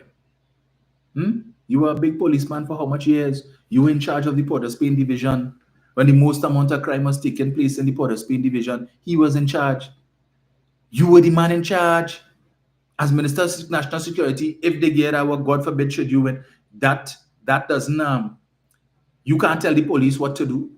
But you were in charge of a division. You could organize yourself and tell the police where to go and who were under your charge, what to do and how to treat with crime in that area. He was the head of SORT, S-O-R-T, after Gary Griffith demitted office, and they would have removed whoever was in charge at that time. They put he in charge of SORT, this elite unit that Gary Griffith had used to strike fear into the hearts of the criminal element.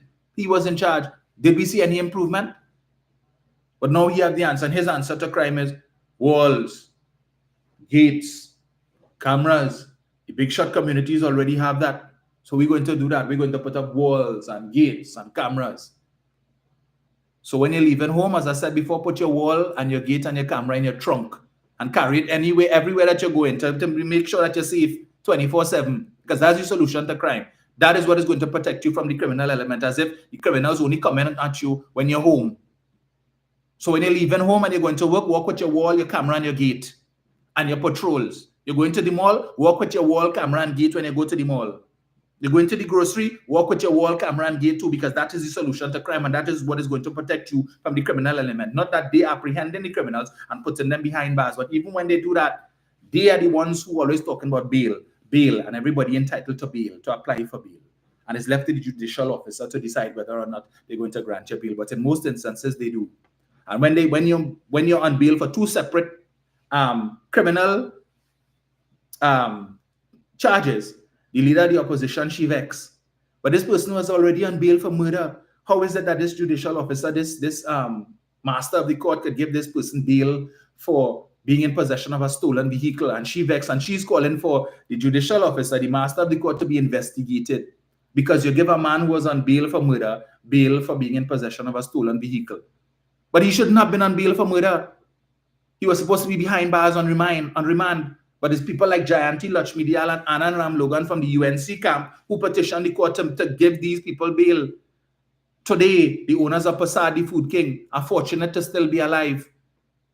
But let us not forget their home was invaded by a man who was incarcerated on a murder charge for years.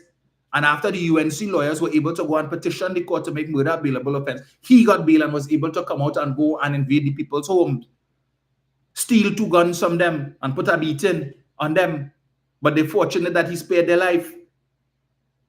But he was only able to do that because the UNC went to court and got the court to overturn a law that was 105 years old that would have meant that this man would have remained incarcerated. So for the number of years that he was inside there, no reformation. So the first thing he thought to do when he came out of prison was to go and put on a robbery. But if that is the life they know, a life of crime, where they get any money from to pay the lawyer, every time they have to pay in court, they need money. Once you have a criminal charge, you can't get no clean certificate of character, so you can't go and work in any place to get a legitimate job, because your certificate of character, which everybody is asking for now, will say that you have pending charges, so they're not going to hire you. So unless somebody willing to give you a little end as a laborer, all they know to do is to go and thief, go and rob, go and invade people's homes, engage in criminal activity, because that is what they do best. Facilitated and enabled by the United National Congress. Miss me with all the hypocrisy. Get this here. So, to do that, just now. Give me 1 second, Nicola.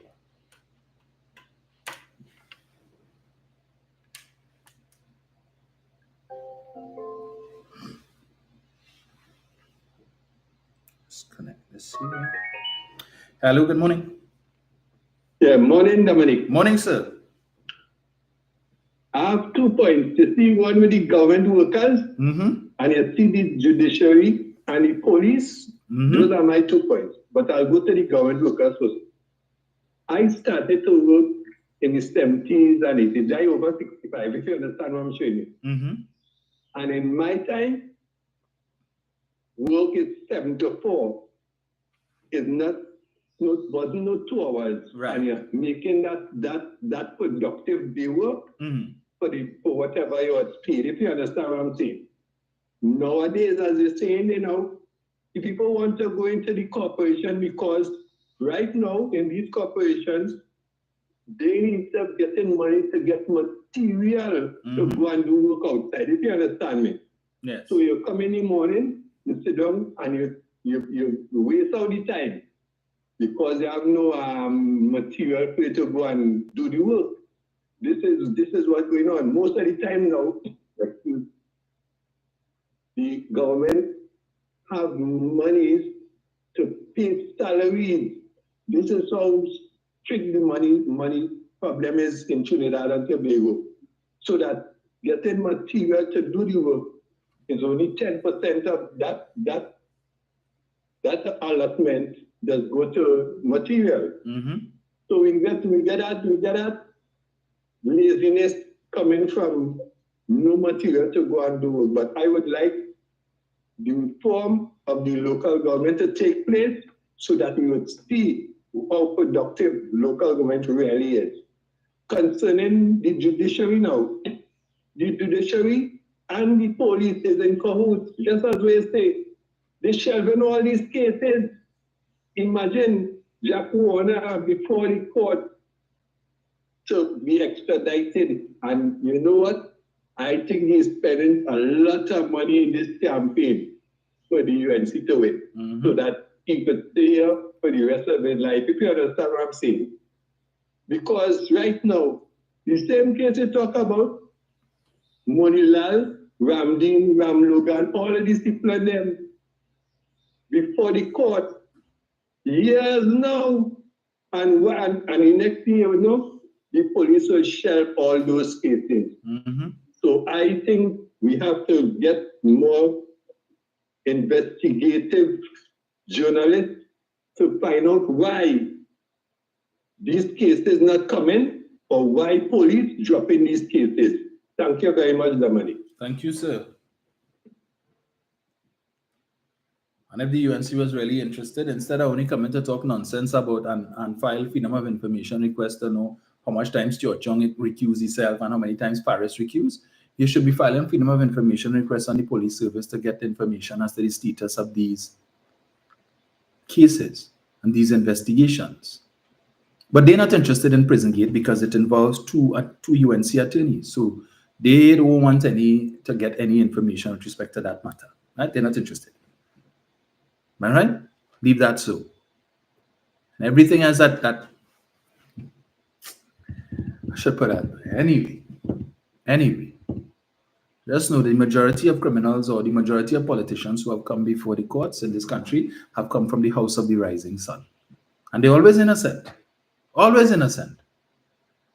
But if it is that you, and that's what I'm saying to all of these business owners, all of these employers who asking for certificate of character when people come in to look for work. If you could support the UNC and that band of criminals, do ask for no certificate of character. If you have no problems with criminals running the government, then you should have no problems with persons with criminal backgrounds working in your business. All right, so stop asking for certificate of character if you know you are a UNC supporter. And I saw recently where the owner of LMCS and his wife were at a UNC meeting. We always know they were UNC. Donned in their UNC jerseys, all up in front, and the media cut a picture of them. So when the UNC not talking about, they only telling about Parry and they ain't talking about LMCS, right? And the role that they played.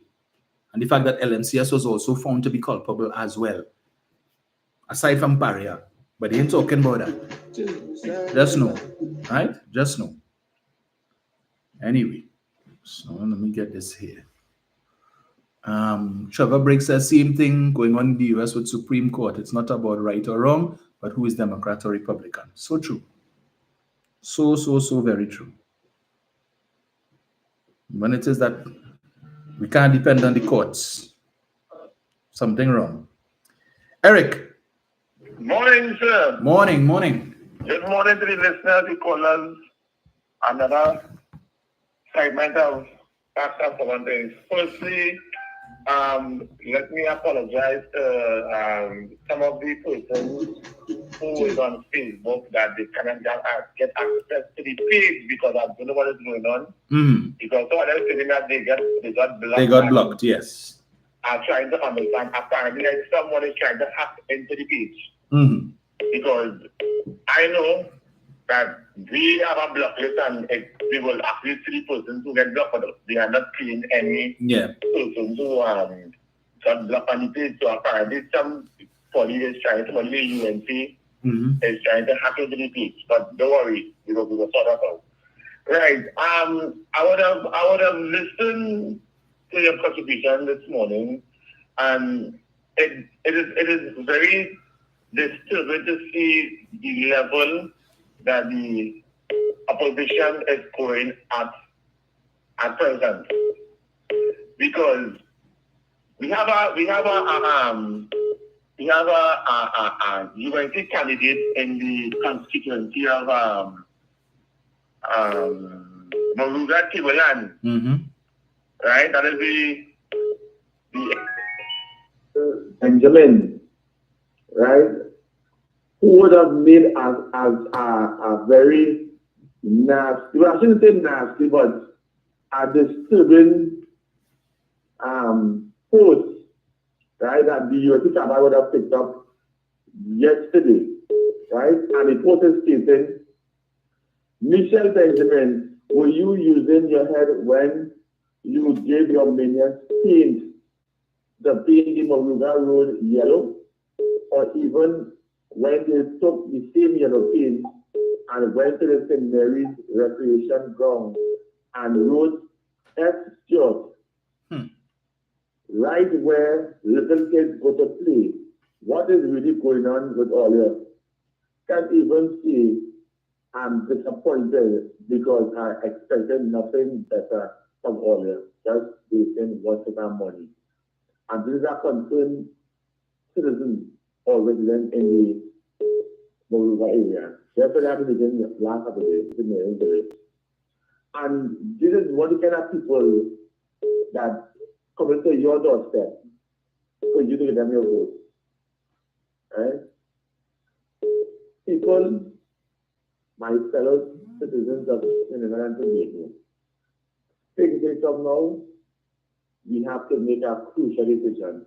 If we want to go forward as a nation into the future, or if we want to continue with this kind of dependency syndrome. We know, Dominic, that most of them, the ones of them who are not so bright, that the UNC will grab onto to try to influence, because to me, they are not influencers enough. They are eater-fooders. And they are putting out people dependency syndrome because they're expecting to get handouts. So they're trying to influence.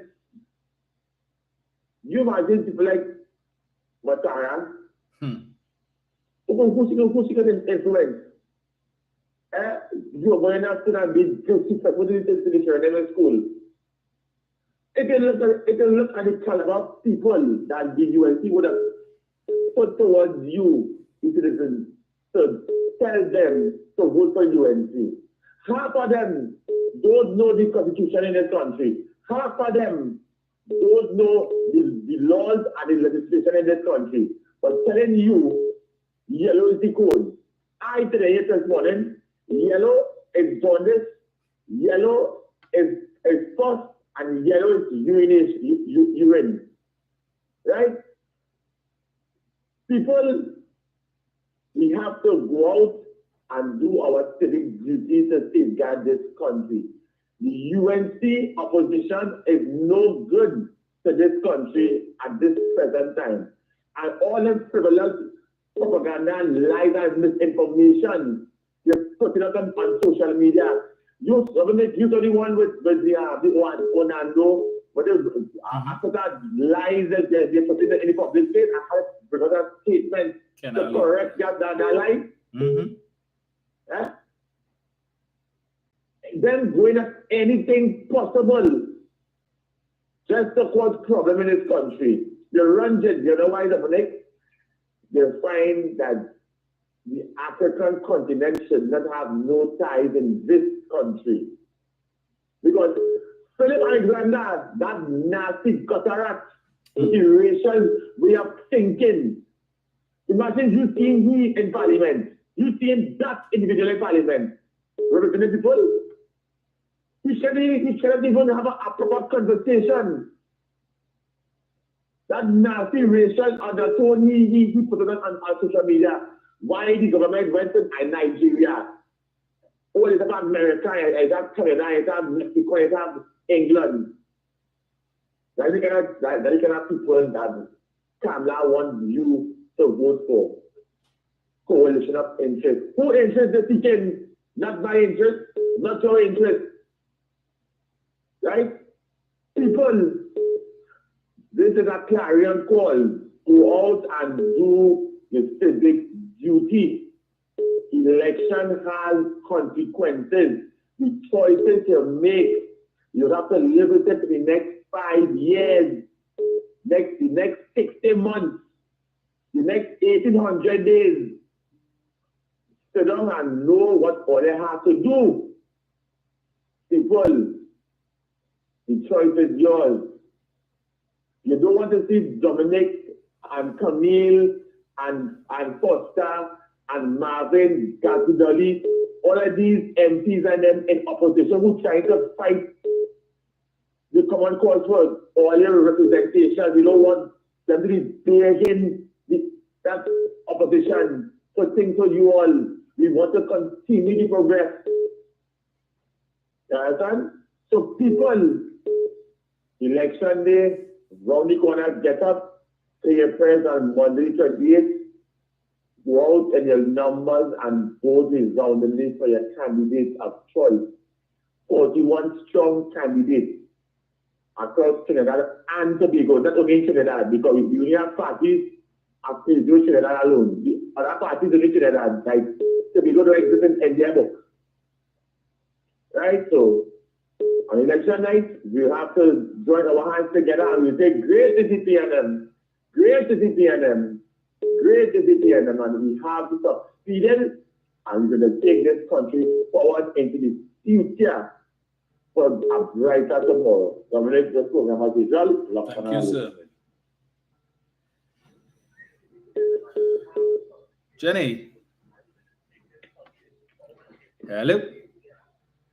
Hi, morning, Dominic. Hey, Jen, morning.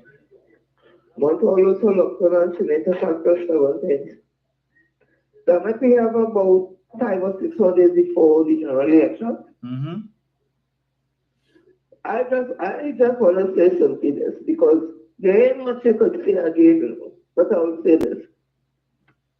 David Abdullah would have confirmed by Chaka, Roche, Philip Alexander, Chapman, and all those who talk out against the UNC and what Kamapas Abisasa and her team would have done. David Abdullah confirmed it. And the reason why I call David Abdullah is because he confirmed it. But what he's different than them in doing is since he said that in 2020 that Kamala corrupt, and that is members of the MSJ would have said that she led a kleptocratic government everybody sees it. And they spoke about Manila. The difference between them and Russia and all that, they said it in 2020, but they never get back themselves involved with the UNC. So we know that what Russia and them saying is true, but the difference is they get themselves back involved with the same thing. So we question the character, and we know they have none. We question the principles, and we know they have none. Having said that, we're in a position right now, in fact, the whole world, that things are not how it used to be. There's a president in place in the United States of America who whatever moves him at the moment in time, that is what he does. So there's a level of uncertainty. What that does for small Caribbean states like us, it puts us in a position where we always have to be alert and ready and quick on the feet. Sasa is neither. She does not have an innovative idea, she and the UNC, to carry this country nowhere. It's just about confusion, bacchanal, corruption, who thieves, who it thieves every Monday morning, and there's some new thing happening on that. That is what the government that they want in office in Trinidad and Tobago, especially at this time. Because it means to say what will happen to us. We will get to leave out of the mix. We will become a situation where we know if we come in or we go in. We need a steady and a stable government. But not only that. The talk now is about diplomacy and negotiation. That is what our leaders have to be able to do at this point in time. Use diplomacy and be able to negotiate and get the best deal for your country and your stakeholders for the citizens. That's where we at right now. Kamala sector cannot produce those things. Those new parties that come up, they cannot produce those things. So I'm saying we at a point in time, it's not about I didn't get a street light and what affected you personally. Because you're not getting something personally does not mean that a government is not doing its work. Because a government is not to give you something personally. A government is to make policies that will help all the citizens of a country. So while you personally may not have gotten a street light, you would have gotten here the Crawford Stadium that was refurbished, where we have 27 Caribbean countries came here for Caribbean Games. And where Trinidad and Tobago was able to use it, and those are the policies that you want. So you may not have gotten a street light in front of your house personally, but we got a stadium that was brought up to standard that we just hosted the Caribbean Games. And it's things like that you have to understand. You may not have gotten you personally good service from a doctor or a nurse because of whatever situation everybody going through. But you know what you got? You got Sandy Grandi General Hospital, you got Arima General Hospital, Point Forte General Hospital, you got the new wing at the Port of Spain General Hospital.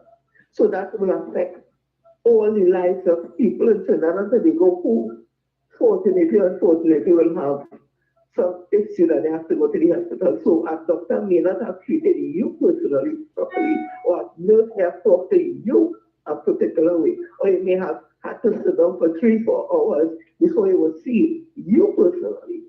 But there are hundreds and thousands of persons who use the system because it's a government policy for all of Trinidad and Tobago, not just you alone. And I could go on and on with those things because what I really saying is this. It's government policies that takes a country to the next level. The USC has never produced a government policy that has helped all citizens of Trinidad and Tobago. The NRA has not had a government policy that helped the whole of Trinidad and Tobago because under their stewardship, we went to the IMF and that brought some hardships that people lose their homes, public officers lose their work. This country was really hard. A lot of young people don't know about that period. We who are in our 60s and late 50s, we know what it is to have gone through an IMF. And that was back then. Now, when times are even harder, in terms of how we see the geopolitics with, and because of the person who is in the CBA in America in authority, you cannot afford that your country at this time going to the IMF because the austerity measures alone will put us in a position where we would lose jobs, lose homes. All on social media, people who get the 40 and the 7,000 and all that kind of thing. You won't even be able to be on social media because all those things will have to cut because I'm making no money.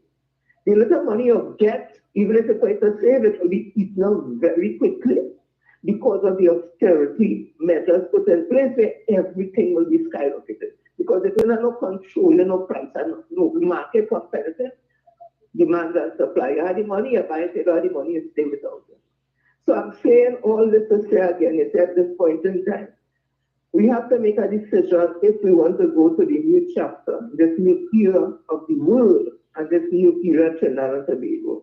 Or we want to sit down in the corners because we didn't get something personal from a minister or from a counselor and say because of that you're not taking part in a democratic process, which is your right. Many people have died for us to have the right to vote because there was a time we could not vote, women could not vote. People who didn't have property and money could not have voted. Now we have opportunity where everybody wants to 18 years old and you have the criteria in terms of you have the ID card and whatever identification. You have the opportunity to vote. And if you're going to sit back and tell me your defense in these geopolitical times, in these times where the world is unstable, in these times when they need somebody to go out there and negotiate for us so that we have a slice of the pie, as small as it is, you ain't going on vote. It means to say you don't care about yourself, you don't care about your children, you don't care about your children, your nieces, your whole generation, you just don't care. And I'm saying, Prime Minister Young name is known all over the world as a negotiator. That is not me trying to buffer him or beef him up. That is serious talk. He was invited as a keynote speaker to speak on a forum of international negotiators. They wanted to hear what he has to say. Our own Prime Minister, our own security on FC. The oil giants and them in Hague, not just in Trinidad in the boardrooms here, but in the boardrooms at Hague, Texas, Houston, all those areas, they know him by first name. They wanted to hire him because of his negotiating skills. And that said something that they could just pick up the phone and call him and say, Stuart, XYZ, XYZ. He is the man that they will want to talk to because he has made the link with them. That is the person that they know. Could you imagine having a Barry Paradise going out to meet these people? They will not meet him, and it's not because he may not be a nice person, but he does not know how to interact with them at that level. Nobody on the UNC team could interact with any world leader or any oil company, gas company, because that is how economy is. We are diversifying as much as we can, and we will continue to. And the Prime Minister has a lot of programs when you look at the manifesto. He had itemized it with for the young people, forming that committee for where the dancers and the artists and the bandmen, the musicians, carnival, everything under umbrella where we could look to monetize that in a real way. And you see the SME, the small business, and they too will be able to advance themselves, how they're going to do that. And so many other things that is real. It's not fanciful. It's not unrealistic. The PNM manifesto is a real manifesto. It's something you could touch, and it's something that is doable. It is workable. The UNC offers unrealistic dreams, fanciful dreams, things that cannot be realized, things that cannot come into fruition. And that reminds me of Kevin Ramarai, who was the energy minister. He did some work for Guyana, the paying fish. And it's just words on paper that cannot go to the next level, it cannot be understood, it cannot be materialized. And that's what the UNC do.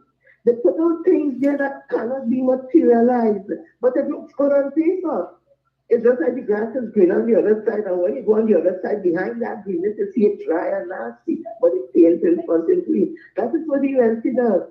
Sell you a fantasy, sell you a dream. When you go with it, you realize it's a nightmare. So I'll go back to where I started. Next 5 or 6 days will determine where it was a country.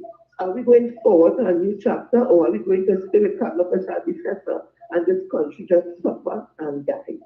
Economically, spiritually, morally, and in any way that you could think of. Or you're going forward with a party that has a history that has been tested, not perfect, because nothing is perfect.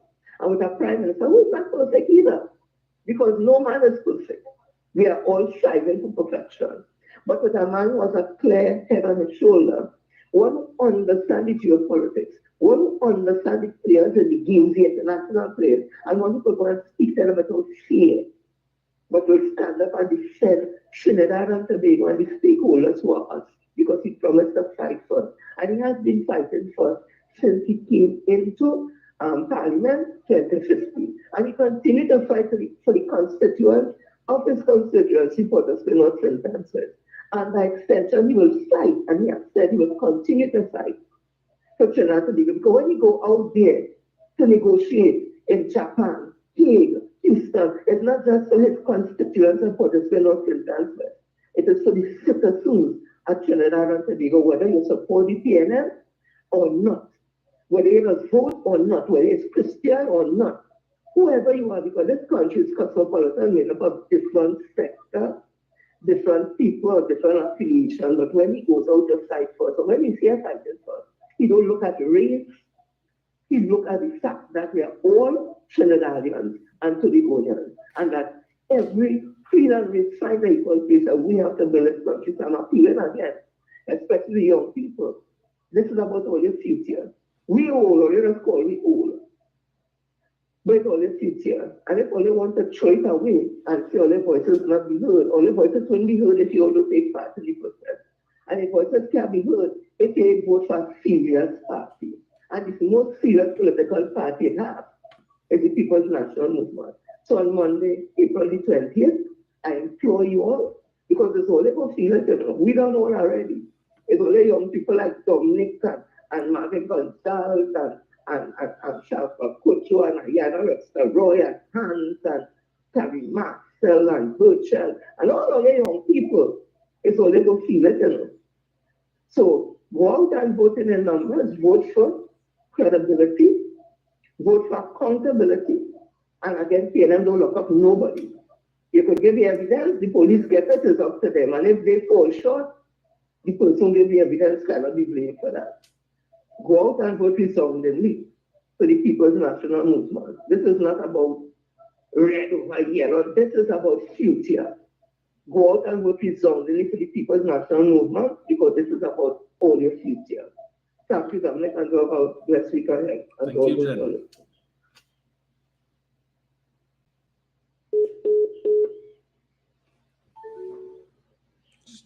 This here.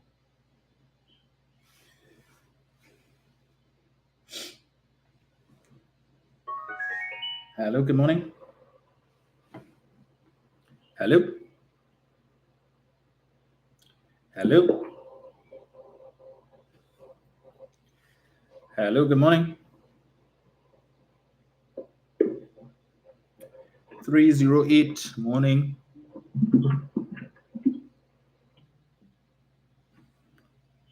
Alrighty.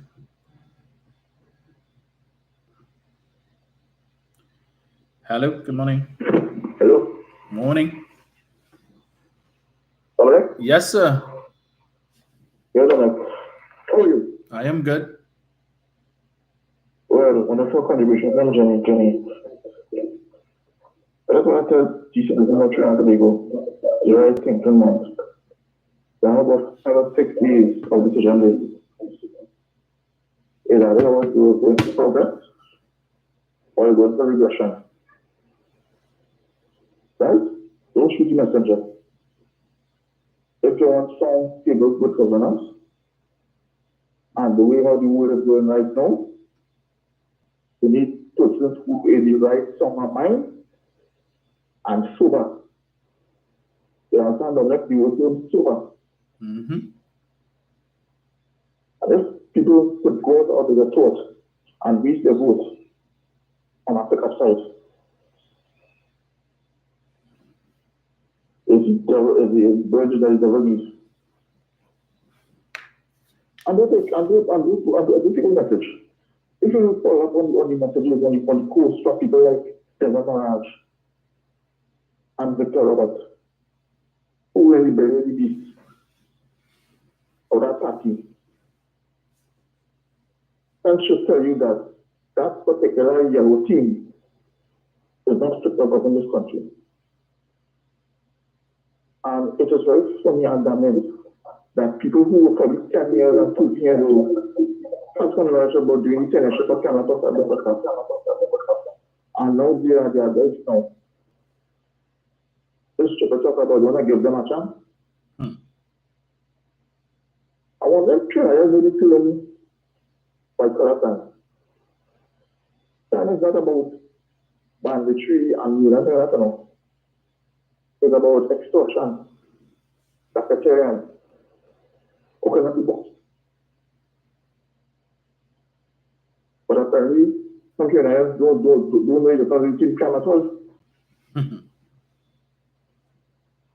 the minute you continue the dialogue, you go forth. I see the national start. I see that they're doing some graffiti down the table. And now they're going to say, okay, and to do that. I just hope that there are some videos in the paper yourselves. Yes. Right? And I hope that individuals who do the campaign, I hope the police visit that individual and have a talk with that individual.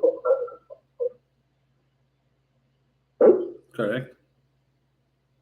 So you're not supposed to do them strictness.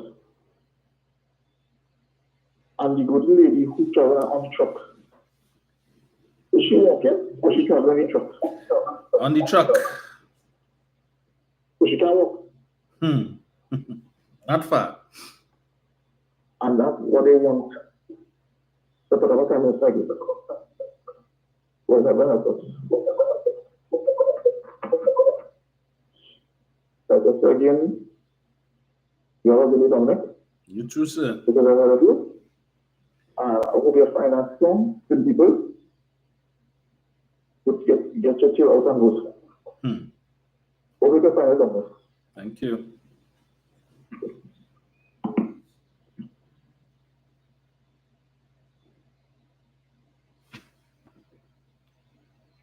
Show your racial undertones a little less.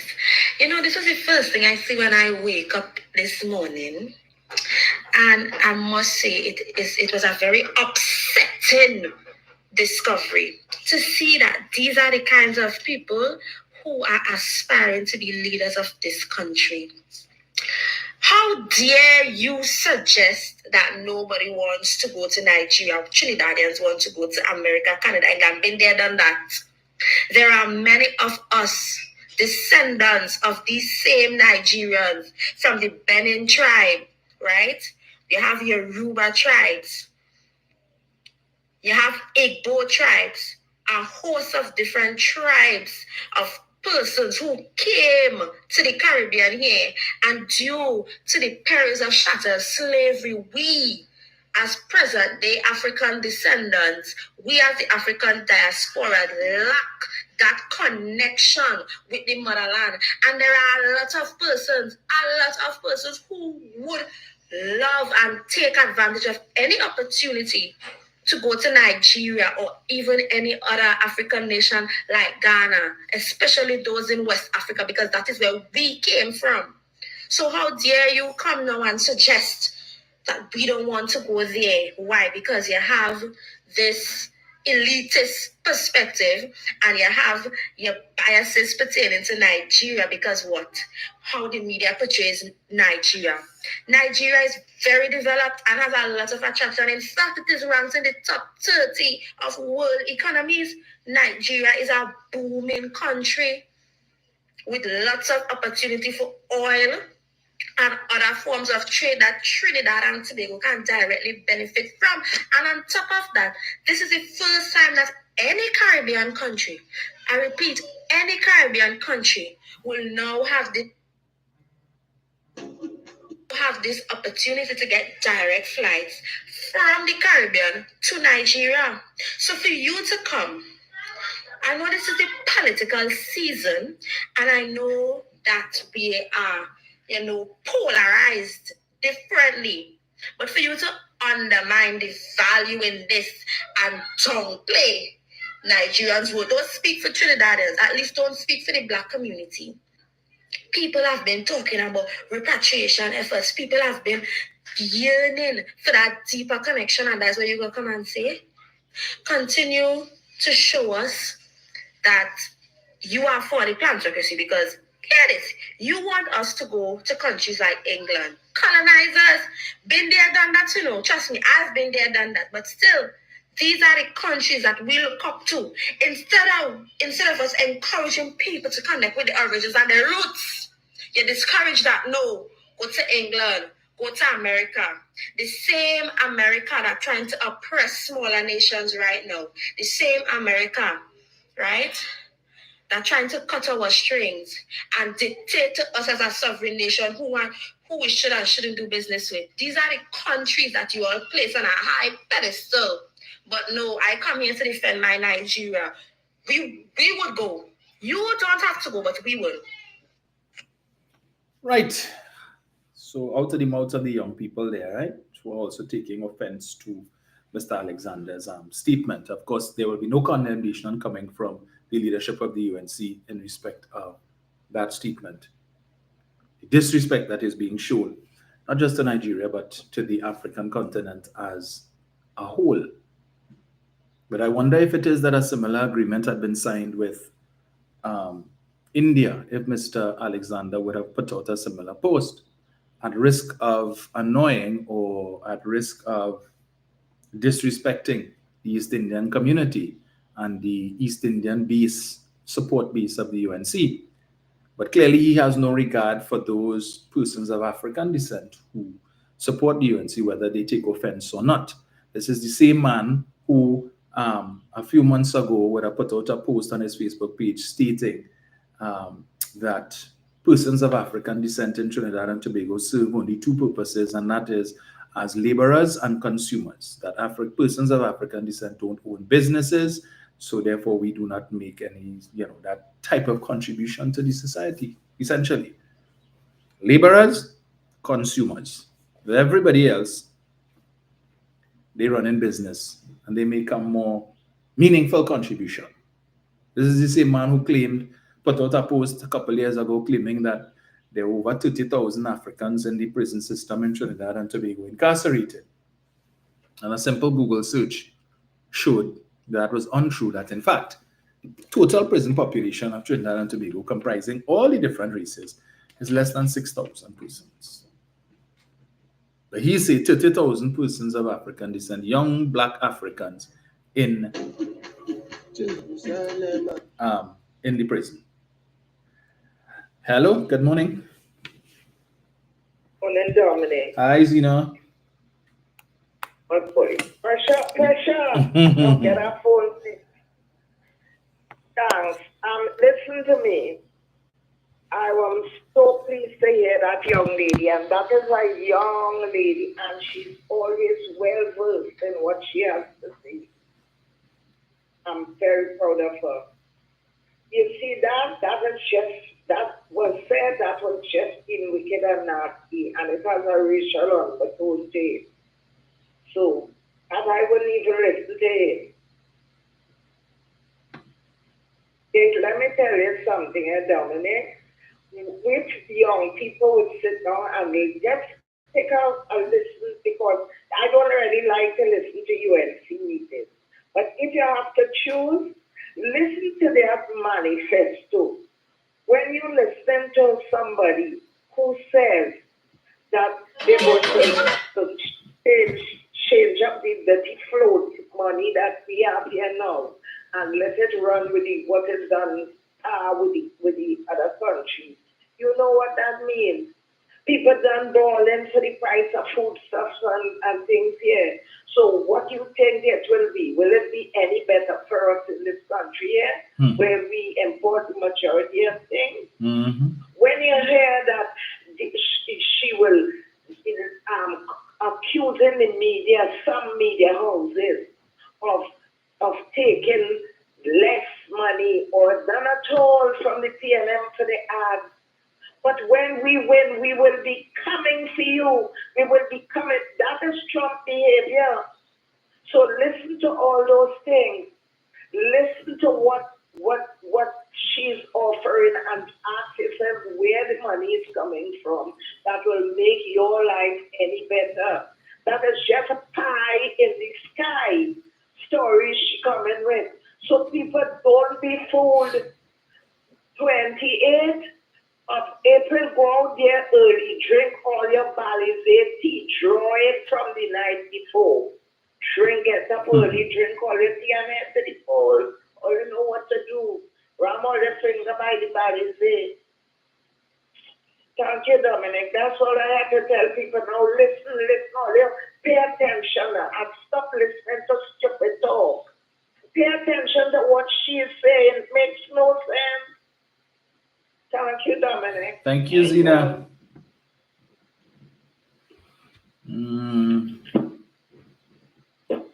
All right, so see that a new one on Mr. Trini. PNM destroyed our economy and way of life. Really? How did they destroy the economy, Mr. Trini? You see the profits that the banks have been posting? You see the profits that the conglomerates have been posting? Profits that we weren't seeing between 2010 to 2015? The economy destroyed. Your way of life was your way of life. Were you the beneficiary of a food card and the PNM took it away from you? Were you the beneficiary of a social welfare grant and the PNM, in coming into office, realized that you were not qualified for that grant and they took it away from you, so you're no longer able to live off of the state as a freeloader? Is that how the PNM the PNM affected your way of life? Are you another one of those freeloaders? Rather than look for a proper job, you choose to what? Look for handouts. The 1% companies are the only ones making money. Really? Is that so? The 1%? Who is the 1%? I'm gonna ask you. Name one 1% company for me that paves roads. One. Junior Sami is 1%. What you all call 1%? Is Kusal 1%? Is Calco 1%? Namalco is 1%? Any of them is 1%? Why can't small businesses get Forex? Where do we get foreign exchange from? The energy sector, right? When the energy companies have to pay their taxes and royalties, the law requires them to pay their taxes and royalties in US dollars. That money is then paid to the government's bank, which is the central bank. The money goes into reserves. And then what happens? The same energy companies, before, depending on the quantum of taxes that they had to pay, the law allows them to pay a certain percentage. I hope you're listening, Mr. Trini. The law allows them to pay a certain percentage. NH pays roads? Really? Which road NH pave? Come now, man. Get your facts straight before you're talking rubbish. Anyway, so the energy companies the law allows them to pay a portion of their taxes in TT dollars. But also, what they used to do is to sell foreign exchange, sell US dollars to the banks to be able to pay their local expenses. So they have to pay salaries to their local employees. It's paid in TT dollars. They have to pay their utility bills. They have to buy equipment. They have to buy certain things to hire their contractors and so on to do certain works for them. They pay in TT dollars most times. If they have to buy whatever, parts or whatever it is, they would pay for these things in TT dollars. So they would sell foreign exchange to the banks, which the banks would then sell to the average Joe, to the business owners and so on. Because we have seen a decline in energy revenues because of a decline in production, we don't have as much natural gas as we had before. The amount of taxes and royalties that these companies are required to pay has fallen. Not only that, because the amount of activity that is being undertaken, some of them, the plants are idle because they're not getting the gas, so they're not earning the foreign exchange that they would have earned. So that too has resulted in a decline in foreign exchange, Mr. Trini. So if there is a shortage in the banks, where you want them to get it from? If the energy companies are not selling as much as they used to before, where you want the banks to get it from? So the government has no choice but to draw down on the foreign reserves that we have instead of just having it sitting there. The banks need it to provide it to the same small businesses. So the central bank would draw down on the foreign reserves and sell it to the banks. All right? And then the banks would then sell it to the small businesses. But if you have a decline in the receipt of foreign exchange, then you have less to put out. The banks not getting as much as they used to get from the energy companies. So they have to rely on the foreign reserves. Okay? The banks are not getting as much from persons coming into the country and who would present US dollars, because everybody now, instead of going to the banks to sell their foreign exchange, their foreign remittances when they come in, or if who living abroad and sending US dollars for their family here, they're no longer going to the banks to exchange it because the bank's giving them $6.10, $6.15, but they could sell it outside to the average man on the street who willing to pay $7 and $7.50 and $8 for it. So whereas before people would go to the banks and sell it, and the banks would then have it to give to the businesses, people are no longer going to the banks because they're getting a higher price outside. So if the banks don't have it because the banks don't print US dollars, and the banks don't print pounds, the banks don't print euros. In fact, the banks don't print money, period. So if the bank supply of foreign exchange has dried up, then they don't have it to sell to the small businesses. But this administration, quite recently, if you would follow local news instead of propaganda, you would see that the Minister of Finance would have announced last week or so that there is a new system being put in place where it is that the small businesses and the medium enterprises and so on will be getting some 50,000 US, have access to 50,000 US dollars per month. But you missed that memo?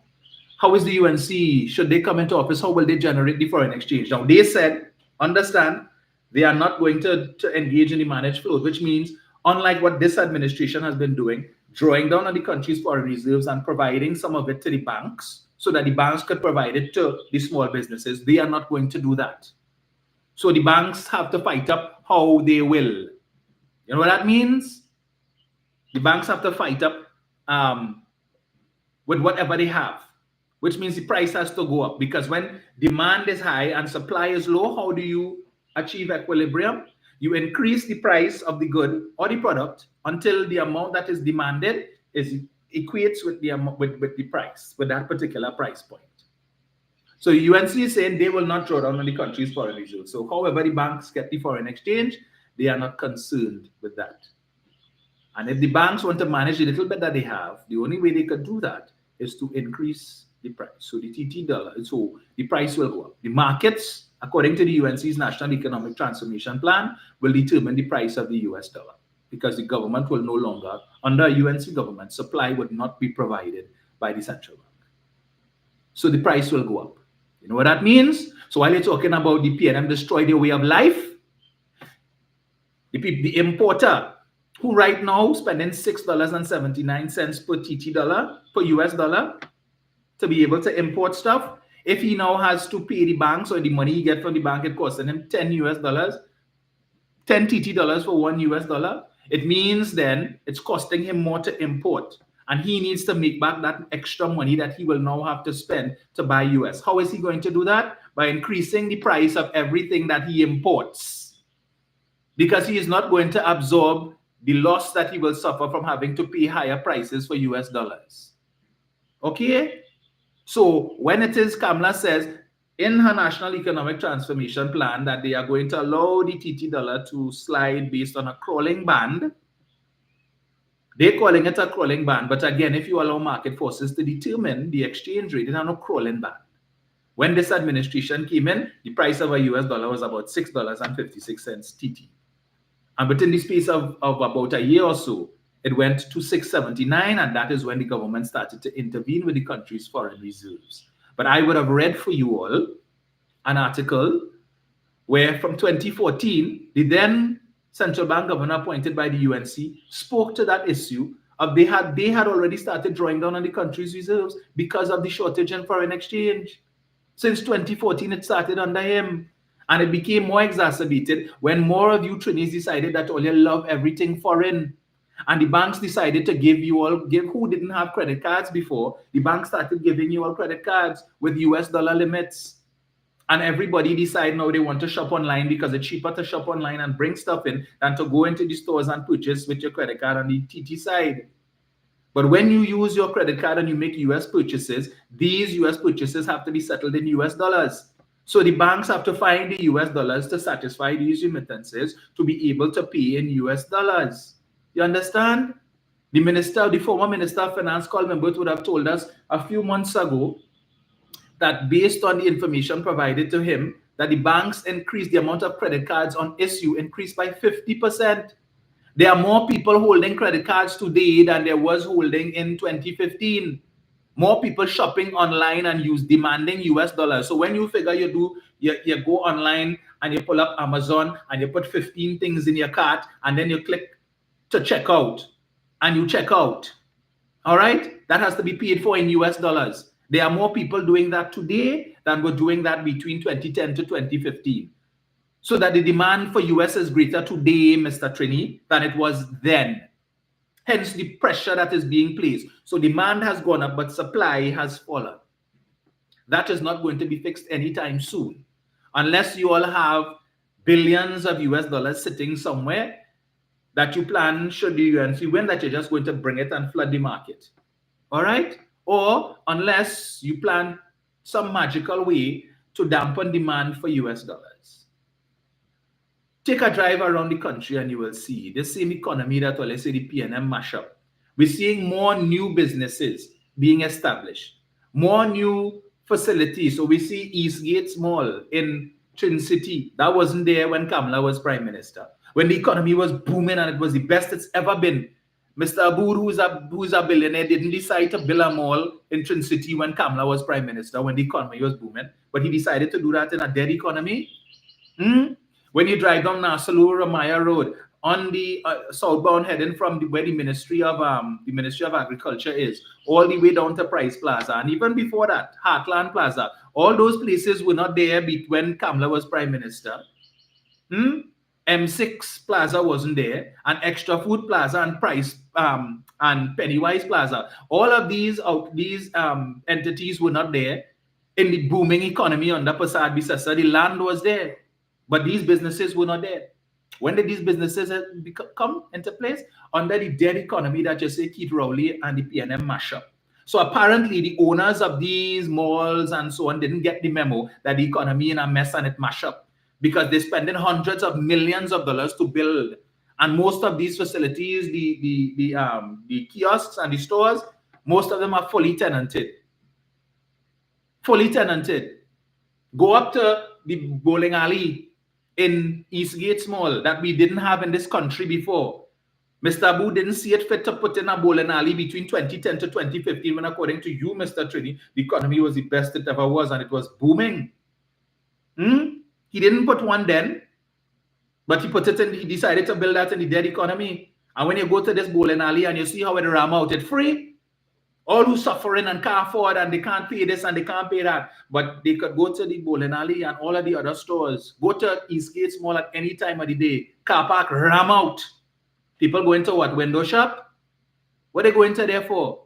And more businesses you see every day being announced, establishing new outlets and new branches in Eastgate Mall. Take a drive down to the Arangwares and you will see a new strip mall going up there just behind the new Extra Foods Plaza, where they have casino and all of that there. In a dead economy, Extra Foods invested millions and tens of millions of dollars to build that. In a dead economy, and take a drive around that area and see all the other businesses, Peak Technologies and Amalgamated, that put up this massive structure there, and see all the development taking place in the back there in a dead economy. An economy that you say Rowley mash up and the PNM mash up. But between 2010 to 2015, when the economy was the best, none of these businesses were spending that kind of money to establish their businesses there. But that is the rubbish that you all like to talk. Extra Food is putting up another grocery store, probably another plaza, right on the highway in Trin-City, opposite Trin-City Mall. You see the development taking place. They're developing the land there, preparing the land, and they have up a big side, Extra Foods, coming soon. How come they didn't build one there between 2010 to 2015 when they probably had 2 branches? Now look how many they have all over the country. You're seeing Wendy's opening up, Starbucks opening up. All of these branches were not there between 2010 to 2015 when the economy was booming. But in a dead economy, all these businesses decide, yeah, we want to go and spend money. And talking as such a rubbish, nonsense. All this development that's taken place, but like all you're blind, suffering from political cataract and political glaucoma. Oh, the economy dead and the economy suffering and all of these different things. All of these businesses that opening, you know how much employment they created? Oh, we created 55,000 jobs. Who working in all of these new malls? Robots? Certified Samson opened two ice cream outlets. One in South and one in Eastgate. And who helped him out? With the one in Eastgate Plaza. Who in Eastgate Mall? Who helped him? The same 1% that all you're always complaining about and criticizing, and with the 1% and the 1%. The 9% didn't call Certified Samson and say, hey, come, let me help you to open your second branch. He didn't have plans to do so soon after the first one. But the same 1% is who tell him, hey, come, we're going to help you out. We'll work with you to be able to. They invested their money to help him. They gave him the space. And today, he has 13 employees. He had 0 employees between 2010 to 2015. Today, he has 13. And he is now thinking about opening other branches, not just in Trinidad, but regionally as well. Because the 1% helped him. But what happened is people like you who supporting this nonsensical party called the UNC, because all you see 2 PNM persons or 3 PNM persons among hundreds of persons who turned up to the opening of the man's second branch talking about boycott because Certified Samson is PNM. How stupid. You prefer people like you, Mr. Trini, would have preferred to see him sit down on the block smoking weed. That's what you would have liked to see. And yeah. Or see him somewhere working CPEP or URP.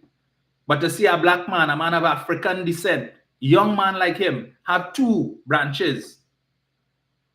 Also has a business where he's selling, where he has his own lollies and all of these different things, icicles and so on. Doing well for a young African man. No support for him. You wouldn't come here and praise him and congratulate him on that, but coming to talk stupidness about, well, his life is better under the PNM. His life is better. And you who probably benefiting from the increase in the personal allowance too and paying less taxes, you're paying 2.5% less in VAT than you were paying between 2010 to 2015. When you go to pay your utility bill, your WhatsApp bill, your Tech bill, your phone bill, you're paying less VAT today than you were paying between 2010 to 2015. But talking about way of life today, you're on foolishness, rubbish. You see, you could sell that nonsense to the waterfront ilk who don't know better. But the limited IQ. But the rest of us who know better, come better than that. We're not buying that foolishness at all. Okay? We're not buying that. Yes, we are better off today than we were then. We understand the circumstances, the challenges that the government faces from a revenue position. In 2022, when the country recorded its first budget surplus in 14 years for the entirety of the time that the People's Partnership was there with the $11.625 million Minister of Finance. Not 1 year did we have a budget surplus. But under the square peg in the wrong hole, the engineer who are calling the Dwen, he was able to realize a budget surplus of $1 billion+ and put money, after putting money in the Heritage and Stabilization Fund. Today, the balance in the HSF is higher than what Kamla left it, despite the fact that withdrawals were made. And all they're talking about, oh, they're raiding the HSF and raiding the HSF, but wouldn't take the time to do the research to see what is the balance today and what was it when Kamla left it. Higher today with withdrawals. And if it is the country's revenue position was like it was between 2010 to 2015, the highest energy revenues in the country's history, rest assured that the country's foreign reserves would have been higher than Kamla left it. Rest assured that the HSF balance would have been much higher than it is today, higher than where Kamla left it. Rest assured that the country's exchequer account, which Prasad Bisesa put in permanent overdraft, taking it from 10 billion in overdraft to 33 billion in overdraft in 5 years, and you, Mr. Trinica, tell us what the hell they spend that money on, that would not have been where it is today. And that is why we don't support the UNC. Because in the last 10 years, when Ole want to talk about last 10 years and last 10 years, it wasn't every Monday morning that we hear a cabinet reshuffle because some minister get named, get called up in some wrong stand-up. Some minister accused of taking bag of money. Some minister accused of kickback. Or some minister in something and is subject up to police investigation. The country didn't have to go through the trauma of that. My constituency of Malabar Mausika that between 2010 to 2015 recorded 76 murders, the highest it had ever seen. And for what? People fighting, gangs fighting for box drain contract. Because that is how we all dealt with the criminal element, you know, to keep them quiet, get them box drain contract. They don't know how to build box drain. So all over my constituency, you have box drain starting in the bush, ending in the bush, and it making no sense. But hundreds of thousands of dollars spent so you could feed the criminal element, get them a little dust. And that's what they want. Infrastructure that makes no sense, and then the PNM has to now come in and fix it. So when I walk my constituency and people telling me what I'm making, when Arnold Roberts was there, they build that. But look, you think slope, so the water's supposed to be flowing so, but it's flowing so, and it's settling, and there's only mosquitoes. And this administration has to come now to find the money to fix that nonsense. That is what W. O'Meara had to endure. I will find the clip of Gary Griffith talking recently and telling you about what took place with live sport in Karapo and in W. O'Meara. When he was in the belly of the beast and he knew what was going on. Or they give you live sport from 6 million to 400 million. Pay one man $34 million to teach maths and English. Not a stick of chalk, not a pen, not a crayon did we get from that. But he walked away with 34 million. After Arnold Roberts took him to Larry Hawaii to introduce him to talk about this live sport thing. And then after that, the price went from 12 million to 34 million. Same proposal, no changes. But that is what people like you, wrongdoers, upholders of wrongdoing like you, Mr. Trini, that is what you all want to support?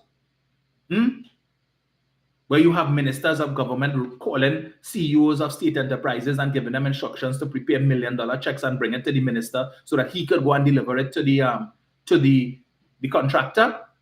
And you trying to tell me that recusals, which the law stipulates, that if cabinet is discussing a matter that you may be linked to, and it may not be family matters as Stuart Young and Faris Al-Rawi would have indicated, in some matters, issues came before the cabinet that involved persons who they would have represented as attorneys. right? Whether it be contractors or whatever it is that they might have been the person's lawyer for some matter, personal lawyer as the case may be, and therefore they recuse themselves. A Passad Bisa saying to talk about that. Oh, 100 and something times they recuse themselves, but in a lot of instances, it's one issue that would have been before the cabinet on several occasions before a decision could be made. And each time that one issue came before the cabinet, these persons would recuse themselves. But that didn't hold between 2010 to 2015. Them I know about recusal. To hell with that. This is about me and my interests, so I need to represent my interests. No minutes being taken, so no record of these things, but you have former government ministers under Passad Bisesa 2010 to 2015 telling you how they ran a cabinet. No minutes? Really? Really? You have little institutions, organizations and stuff, and just a few people, every time they have a board meeting, they keep in minutes and so on. But cabinet of Trinidad and Tobago discussing the management of the country's affairs and you not taking minutes? What you're trying to hide? That is why when you file for freedom of information request to find out how many recusals took place between 2010 to 2015, it's just a few. One or two of them had a modicum of principle and morals. But that is who you're all telling we should put back. No minister in this administration has ever been accused of forcing a constituent to perform oral sex on them for a house. But that is the kind of nastiness that people like you, Mr. Trini, that is the kind of nastiness that you all want to uphold and telling us that we should put those people there. Was that? And what happened when they recuse? When you recuse, if you were NH, you mentioned NH just now. So if it is that you represented NH as the attorney prior to coming into office, and then the entities, and this is coming before cabinet, you don't want there to be any impression whatever that you try to influence this thing, because look, I represented this man in a civil matter before. Had nothing to do with government, but I was his attorney, and because a discussion is being had in cabinet that involves him, I am recusing myself. So I don't want anybody to say that because I was his attorney 5 years ago or 6 years ago that I came and tried to influence cabinet's decision to assist my client. Even though I have not been his lawyer for 3 years, 4 years, but we had a lawyer-client relationship years ago, let me recuse myself, because I know the person personally.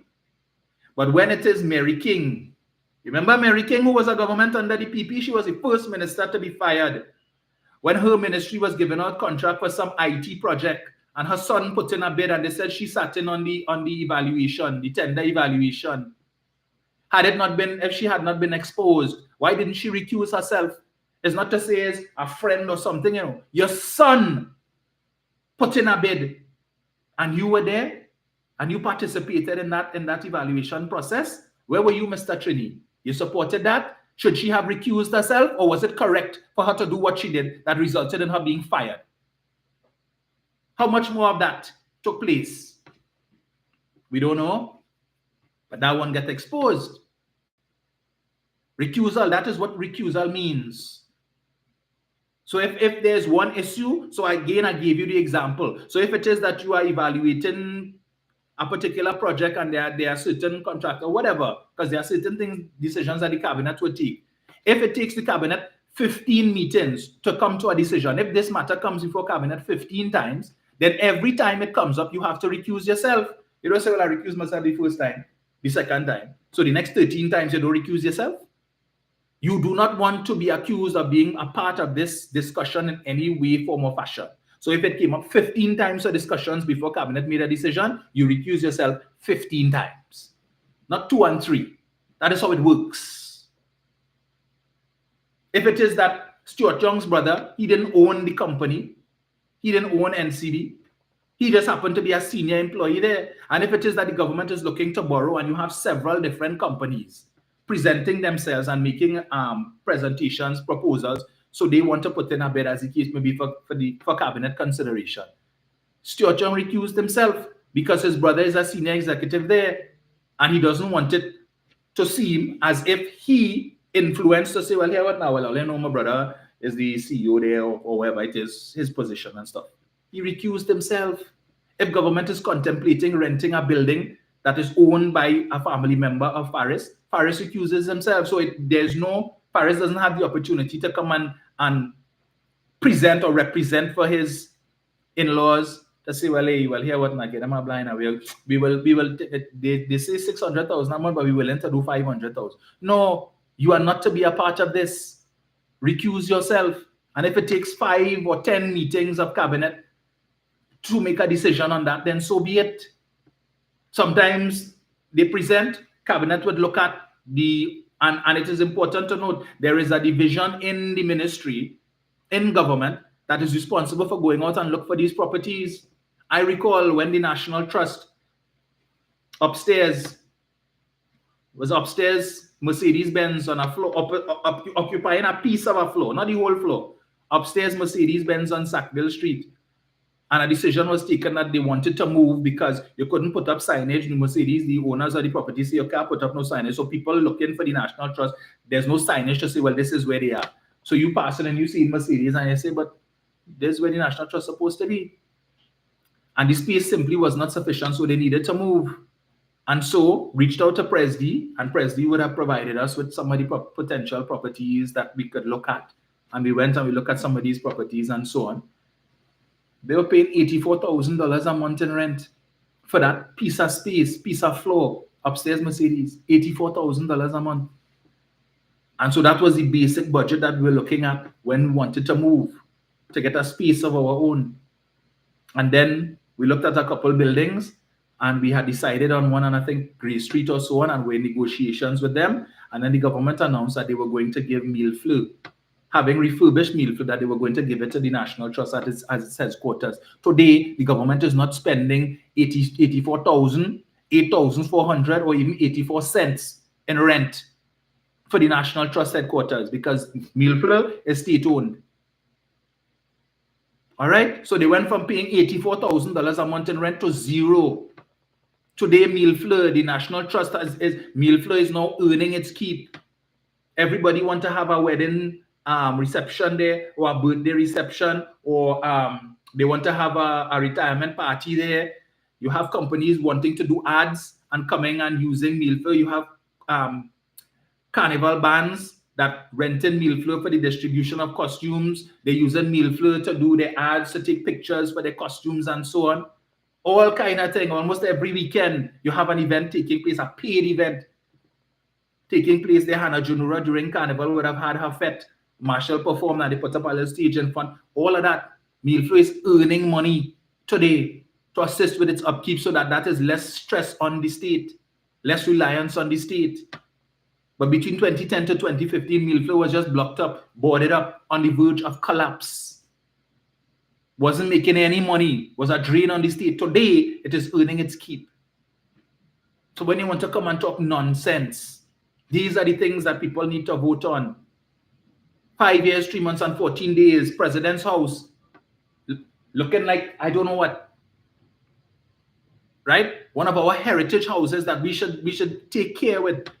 They put up a canopy over the portion that collapsed and left it there for 5 years, 3 months, and 14 days with the highest energy revenues in the country's history. Shameless.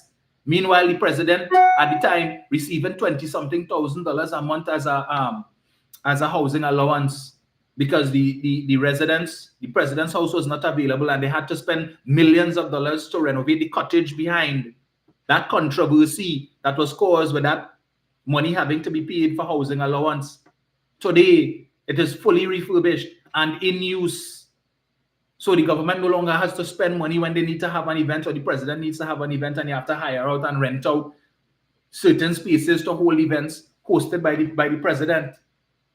The president's house could now be used. The president is now living in the residence. So there is no 20-something thousand being paid to Christine Kala Kangaloo as a housing allowance because the state has provided her with a state-of-the-art home. And once again, when the tourists come off the cruise ship and they board the Maxis no longer have to pass by President's house like a full bus. They could now stop, pull up on the side, and allow the tourists to come out and go on the presidential grounds in the gardens, take pictures, and take pictures of President's house. Because it is now once again worthy of being photographed. Similar to the other refurbished houses around that form part of the Magnificent Seven.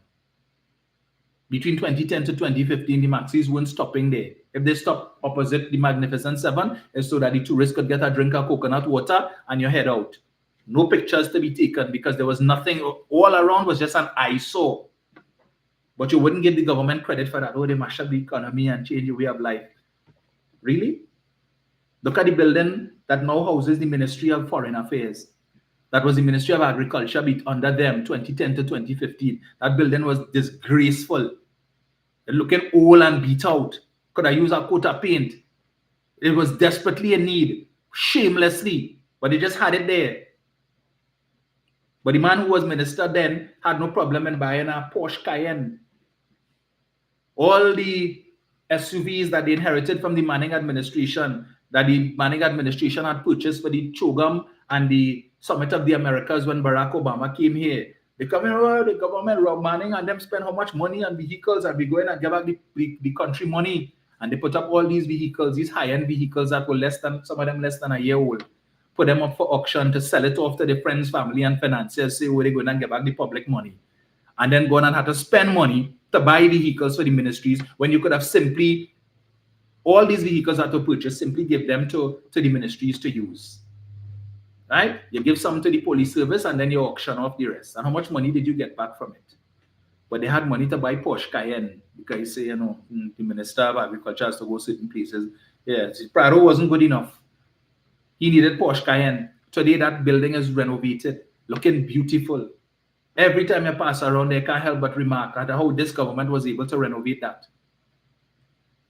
But no credit for that. Just go behind, you will see the sword was turned recently for the construction of the new EBC headquarters behind the Ministry of Foreign Affairs. So all the money, the millions that they're spending on rent for Scott House on Frederick Street, soon enough when that building is completed, owned by the state, whoever is the landlord who owns Scott House on Frederick Street will have cause to look for a new tenant. And they may have some difficulty in doing so. Soon enough, no longer would rent be going into the pocket of Faris family. When the Ministry of Social Development, when the headquarters is completed on Chadwick Road, the two buildings on St. Vincent Street that currently house the Ministry of Social Development, those buildings will be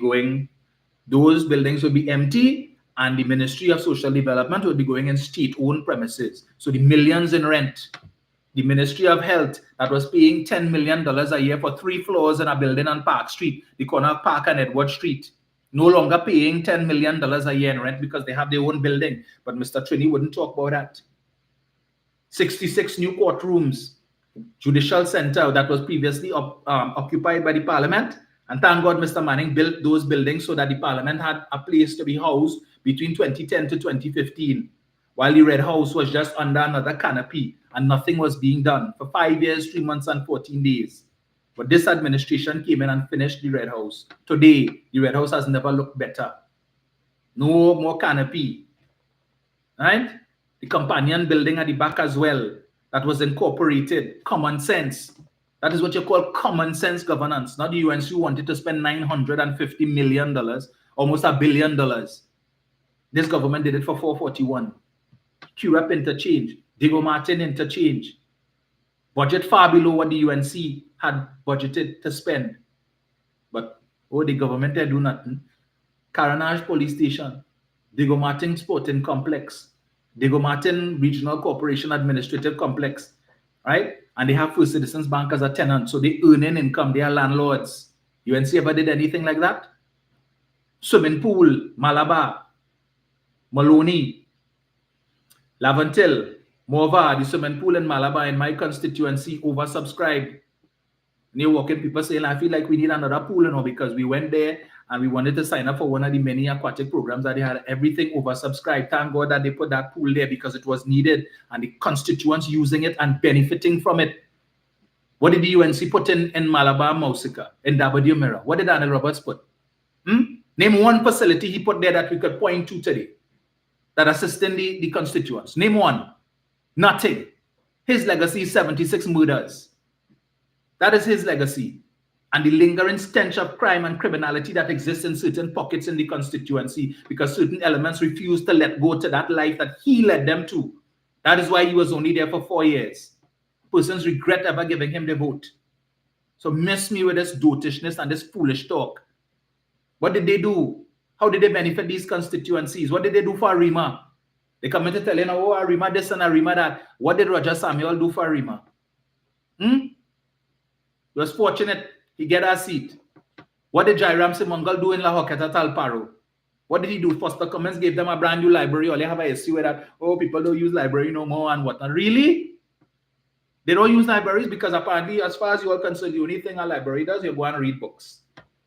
But all of the other facilities that is in this library, access to computers and places persons could go and meet. There's a whole auditorium, so that if it is you want to hold meetings there, or perhaps some cultural group in the constituency might want to put on a performance there, instead of having to go and spend a set of money to rent out some hall, they could go there and do their thing there. All these things. Another swimming pool is coming in La Hoqueta. What did Jairam Simangal and the People's Partnership do for La Hoqueta Talparo between 2010 to 2015 that we could point to now? Tell me, one thing. One thing. All they did, the Manning administration built Greenvale, and they give out houses to all their lackeys as reward for working with them in the election. That's what they did. But how did they develop the community? Nothing to show. So the people of La Hoqueta Talparo better know what all you're about, and who bring in development, and who just faking. They came to give all your stove and fridge and all kind of thing. But where are the community development initiatives? What did they do? Nothing. They got Lopino Bonnet West. What did Lincoln Douglas do for Lopino Bonnet West? For the 5 years, 3 months, and 14 days that he was there? What improvement did he bring? Any? What did Rupert Griffith do for Sangre Grande? Point me, Mr. Trini. Tell me one thing that he did in Sangre Grande that we could look to today that it bettered the community and the constituency. Tell me now. What did they do? Nothing. Only stunting and trying to fool people. And it's the same thing that they're offering now. A sort of disrespectful thoughts is what you all are offering us as ministers. The likes of Philip Edward Alexander, that disrespectful man. Anil Roberts. Where is David Naked? Where is he? Haven't seen him this entire campaign. All the meetings they have all over the place. You see David Naked talk at anyone? Has he been sidelined? He was one of the loudest mouthpieces for the UNC. Where is he? I see Anil Roberts on a few. Where is David? But that is the type of people that they want to offer you as ministers. And so when it is that they purge the lower house of people like Ratiram and Ram and them, I am not fooled. You put them through the front door, but you plan to bring them back through the back door. That is why Ravi Ratiram walked in with his successor. Trying to fool who? What they promised you. So all who looking at the cosmetic, don't be fooled with that. People like Rambachan and all of them, them gone from the politics, the old heads, we fed up, we want youth. They bring in the youth to the front door, but through the back door, they bringing back the same relics, the same fossils they're going to bring back to the back door to put as ministers for you. Never forget, Stacey Rupnarayan wrote to Kamla Prasad Bisesa on behalf of the board of NIDCO, complaining of possible ministerial interference in the issuance of the contract for the QREP interchange. And what happened? Stacey was the whistleblower. She was punished by Prasad Bisesa, lost she work. When time came for election, they drop her like a hot potato. She was the member of parliament for what? Was it Orapuch West or something like that? I think it was. Where is she today? Where is she today? Now, appellate court justice Eleanor Donaldson Honeywell, who wrote to Kamla Prasad Bisesa, trying to protect the public purse, to bring to Prasad Bisesa's attention what she saw was wrongdoing taking place with respect to the payments of briefs and so on and activities in the office of the Attorney General. She bypassed Anand Ram Logan for a specific reason and wrote directly to Prasad Bisesa. What did Prasad Bisesa do? Send the letter back to Anand. Himself to himself, you deal with that. I don't have time for that. And after that, Mrs. Donaldson Honeywell went silent. Next thing we hear, she resigned as Solicitor General. Well, today, fortunately, good sense prevailed. You all gave the PNM the opportunity to come into office in 2015 to right the wrongs, to clean up the filth from 2010 to 2015. Today, Mrs. Donaldson Honeywell stands as an appellate court judge. But I want you all to take notice all the things they're saying on the campaign trail. You don't hear them talking about no corruption. You ain't hear the UNC talking about the PNM corrupt and the PNM. They may make mention, but to say that they're going into details to call out any corruption, they can't, because none exists. Because these ministers that we've had for the last 10 years are not greedy people. They don't need to secure their position, and they came in, couldn't afford, according to Jack Warner, 2 doubles and a red solo, but leaving office with 5 and 6 house and the pockets deep. These ministers are content with the salary that they are earning. I have heard persons tell me about how Lisa Morris Julian, former MP, God rest her soul, used to dip into her pocket to assist people. Fires, when there were fires in the persons who would have lost their homes in fires in the constituency, and she would have dipped into her own pocket and take her own resources to rent accommodation for them for 3 months. After the 3-month accommodation provided for the state would have run out and they still didn't have a place to go, she dipped into her pocket and would pay for another 3 months to extend the time until she was able to find some sort of accommodation for them. These are the things that Lisa used to do. She didn't need to thief no money. Using her own money to assist. That is why the loyalty exists in Malabar Mausika today. Because those are the kind of things that she used to do to assist the youth. To assist them with the various activities that were being sponsored to build that community, that sense of community. She used to dip into her own pocket to pay for these things at the expense of her own family. That is what PNM ministers do. They're not there about filling their pockets and they're greedy and kickback and all kind of nonsense. That is the type of representation that you get from the People's National Movement.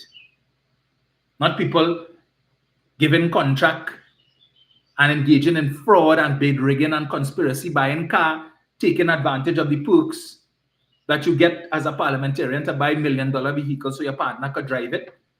Nonsense. I see they put out now a certified copy for a vehicle that Dr. Rowley purchased, a Mercedes-Benz. I've seen Dr. Rowley on 2 occasions recently driving himself coming to Balize House. That ain't no $1 million Mercedes. Trust me. Right? That ain't no $1 million Mercedes. That is perhaps the most basic of the GLC models. So when they come and tell you, oh, Rowley, spend how much I'm buying $1 million Mercedes, tell them rock so with that. Right? You want to see $1 million Mercedes? Go and check David Lee, who driving the GLE model. Go and check him, and you will see $1 million Mercedes. So miss us with that for me, please. So those of us on this side, we understand the assignment for next week, Monday. We must keep these vultures away from the Treasury at all costs. We are not about electing the people, the coalition or the collision of misfits, so that Philip Alexander could have access to the Treasury to pay Michaela Pandey the $1 million that he owes her, and to pay Coleman Burt the money that he owes him, and all who he has judgments, who have secured judgments against him for his mouth. Taxpayers must not be made to pay for that, and all of the legal fees that he is incurring, trying to fight these matters that he cannot win. Your taxpayers' dollars must not pay Philip Alexander's legal bills. Rudal Munilal, we saw recently credit checks looking for him for a debt of over $600,000. Taxpayers' money must not be used to satisfy that debt by them giving contracts to contractors and then the contractors giving them kickback, or the contractors going to pay these debts for them. And all of a sudden, these debts disappear. With your taxpayers' money, the supporters, the fully done supporters, always quick to tell you all the different things you could have spent the money on and all the different things we could have spent the money on. But there are no problem with the money being spent to bail these clowns out. They got themselves in that mess. Let them foot the bill. So I hope, if God forbid you all make the wrong choice, the fully done, if they come out in the numbers and somehow a little complacent, lackadaisical PNM people say, they done win already. Yeah, the PNM is a PNM seat, is a PNM stronghold, they done win. And decide to stay home. Play fast and loose with your vote and put them in office. Don't complain when it is credit checks no longer looking for Munilal because the debt settled. He couldn't pay it, so he says. But all of a sudden it paid. All of a sudden, Philip is no longer appealing the matter against Michaela or appealing the matter against him. Why? Because he settled it. Your taxpayers' dollars. Right? Your taxpayers' dollars. All you like to talk about, oh, they spend how much money on this, the PNM spend money on this and money on that, and that money could have go to pay to get the public servants a higher percentage. The most utter rubbish. You complaining about 600 or 700 persons who got a pay raise as opposed to 80,000 and comparing the quantum of money? Really? When we have senior in state-owned enterprises, we have senior officials, CEOs and deputy CEOs making more money than the line minister. The CEO of First Citizens Bank probably making 3-4 times the salary of the Minister of Finance. When we look at the head of and the CEO of NGC and all that, making more money than the Minister of Energy. And their focus, they have one company to run, but these ministers have several different state enterprises that fall under them. And the CEOs who account to them earning more money than they earning. In which country that making sense? Where does that make sense? The CEO of WASA making more money than the Minister of Public Utilities. But the Minister of Public Utilities is responsible for WASA and TNTEC and TSTT and several other entities. He has to oversee all of these entities as minister. But the CEO of one, WASA, which everybody complaining about, we ain't getting water, the schedule off, the pressure off, there's all kind of complaints I keep hearing about WASA. But yet still the CEO of WASA and possibly the deputy CEO of WASA making more money than the line minister. But we want to cost the minister, but the people who making the significant pay, whose responsibility it is, their sole job is to ensure that you get a decent water supply. The minister always has to be intervening, who earning less money than them. He has to be intervening all the time to ensure that things happen. That is why when he went on to Lengua Indian Walk, he had to give the promise. Where was the CEO of WASA? How was it that the minister's intervention got the problem fixed, but the person who earning more money than him leading WASA couldn't fix the problem before? So always had to be leaning on the minister for the minister to intervene to get the job done. And he working for less money, but you have an issue with how much money he making. But you're not holding the person who making probably twice his salary responsible for not doing the job that they getting paid double the salary for. When you compare and you're costing over First Citizens Bank and the amount of fees and so on that you're paying, why are you cussing the CEO who making plenty money? Why are you cussing that CEO? All the big money that he making, what she making? But you want to kill the minister and the government this and the government that. Miss me with that nonsense. But then you all want the MP to do 1,010,000 things. So the MP ain't doing any work and this and that. The MP has to be MP, right? Serving the constituency. Then they have to go to parliament to represent your interests as well. And then if they are minister, they have to do their ministerial work. All of this set of work. Right? But you find the salary that they're making is too much money for all this set of work. Well, why you don't run for office? You go and run for office now. And just be an MP alone, not no minister, not just be an MP working in your constituency. And you will see the stresses that they have to go through. When everybody come in for something and they want this and they want this and they want it now. And they're ringing down your phone every minute and they come into the office and they want to know what is the latest, because it's since 2 weeks now I come and I see it and nothing happened and I apply for this grant and I want this and I want that. As if you all seem to forget that the MPs also have families too that they need to tend to. So aside from their public service, they also have their private lives too. Now, I'm not making any excuses because I see for my own self. I am seeing the volume of work, and we on this side who don't know, and we figure that the job of an MP is so easy. Trust me, it is not. It is not. Even when you're working with your counselors. Well, let me just take Jenny here and jump out because I forgot that I have a meeting this morning with a very important official. I'm surprised they didn't come here. 1 second, Jenny. Where in this world where a PNM minister have contracting companies getting government contracts as a minister? Which PNM minister have contracting companies getting contracts? Mr. Bachelor. In case you don't know, when it is, you see, and this is the thing that is can't take it all here, like Mr. Bachelor, and you see when all that come with all your misinformation and so on, as a government minister, any business interest that you have, you are required to divest once you become a government minister because of that same conflict of interest. But since you want to bring up that, where in the world, since you want to go there, where in this world where a PNM minister have contracting companies? Under the People's Partnership between 2010 to 2015, there was a minister of transport called Stephen Cadiz. You remember him? The Keith Noel 136 or 137 committee? when they were dragging Kaufman, then he ended up as a minister of transport, and a company that he owned got contracts from the Ministry of Transport, the ministry that he was leading, to fix and service the water taxis, Mr. Bachelor. You remember that? $40-something million in contracts to service the water taxis while he was Minister of Transport. A company that he owned, that he was a director of prior to becoming a government minister. You remember that, Mr. Bachelor? But you wouldn't talk about that. You wouldn't talk about that. No, you forget, because apparently your brain have cataract and glaucoma too. So you forget that you ain't gonna talk about that. But where in the world, since you have an issue and you claiming that PNM ministers have contracting companies and get, what was your take on that? Share that with us. Let me just take Jenny here. Only gonna send up my pressure this morning, not today.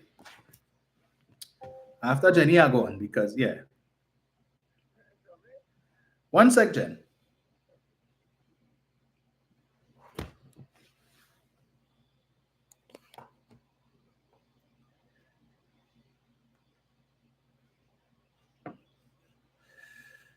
Right. Yeah, Jenny. Jenny. I just wanted to say, Dominic, again, crowds don't win elections. Correct. But the crowds are energizing and it motivates you. Putting on a PNM jersey alone does not win elections. But it is good that it's a fellowship, put on the jerseys and win the crowds. I'm not coming down on that path. My point I want to make is this. If you don't come out on Monday 28th, you can look back at the crowd chant. So God, really is that crowd chanting, you know. That is within nothing. All the machineries and all sorts of constituencies supposed to be on point to make sure they pull out every single constituent who is eligible to vote to go and vote. That is how we're going to win the popular vote, and that is how we're going to win the election. So all the constituencies that are not typically PNM stronghold, those sit down home and say, there's no sense I vote because UNC don't win anywhere. No. Sometimes when you look at the margin that UNC would have won at over the PNM member, the candidate, if all PNM people they go out and vote, that margin could have been narrowed even more, or even they could have won the seat.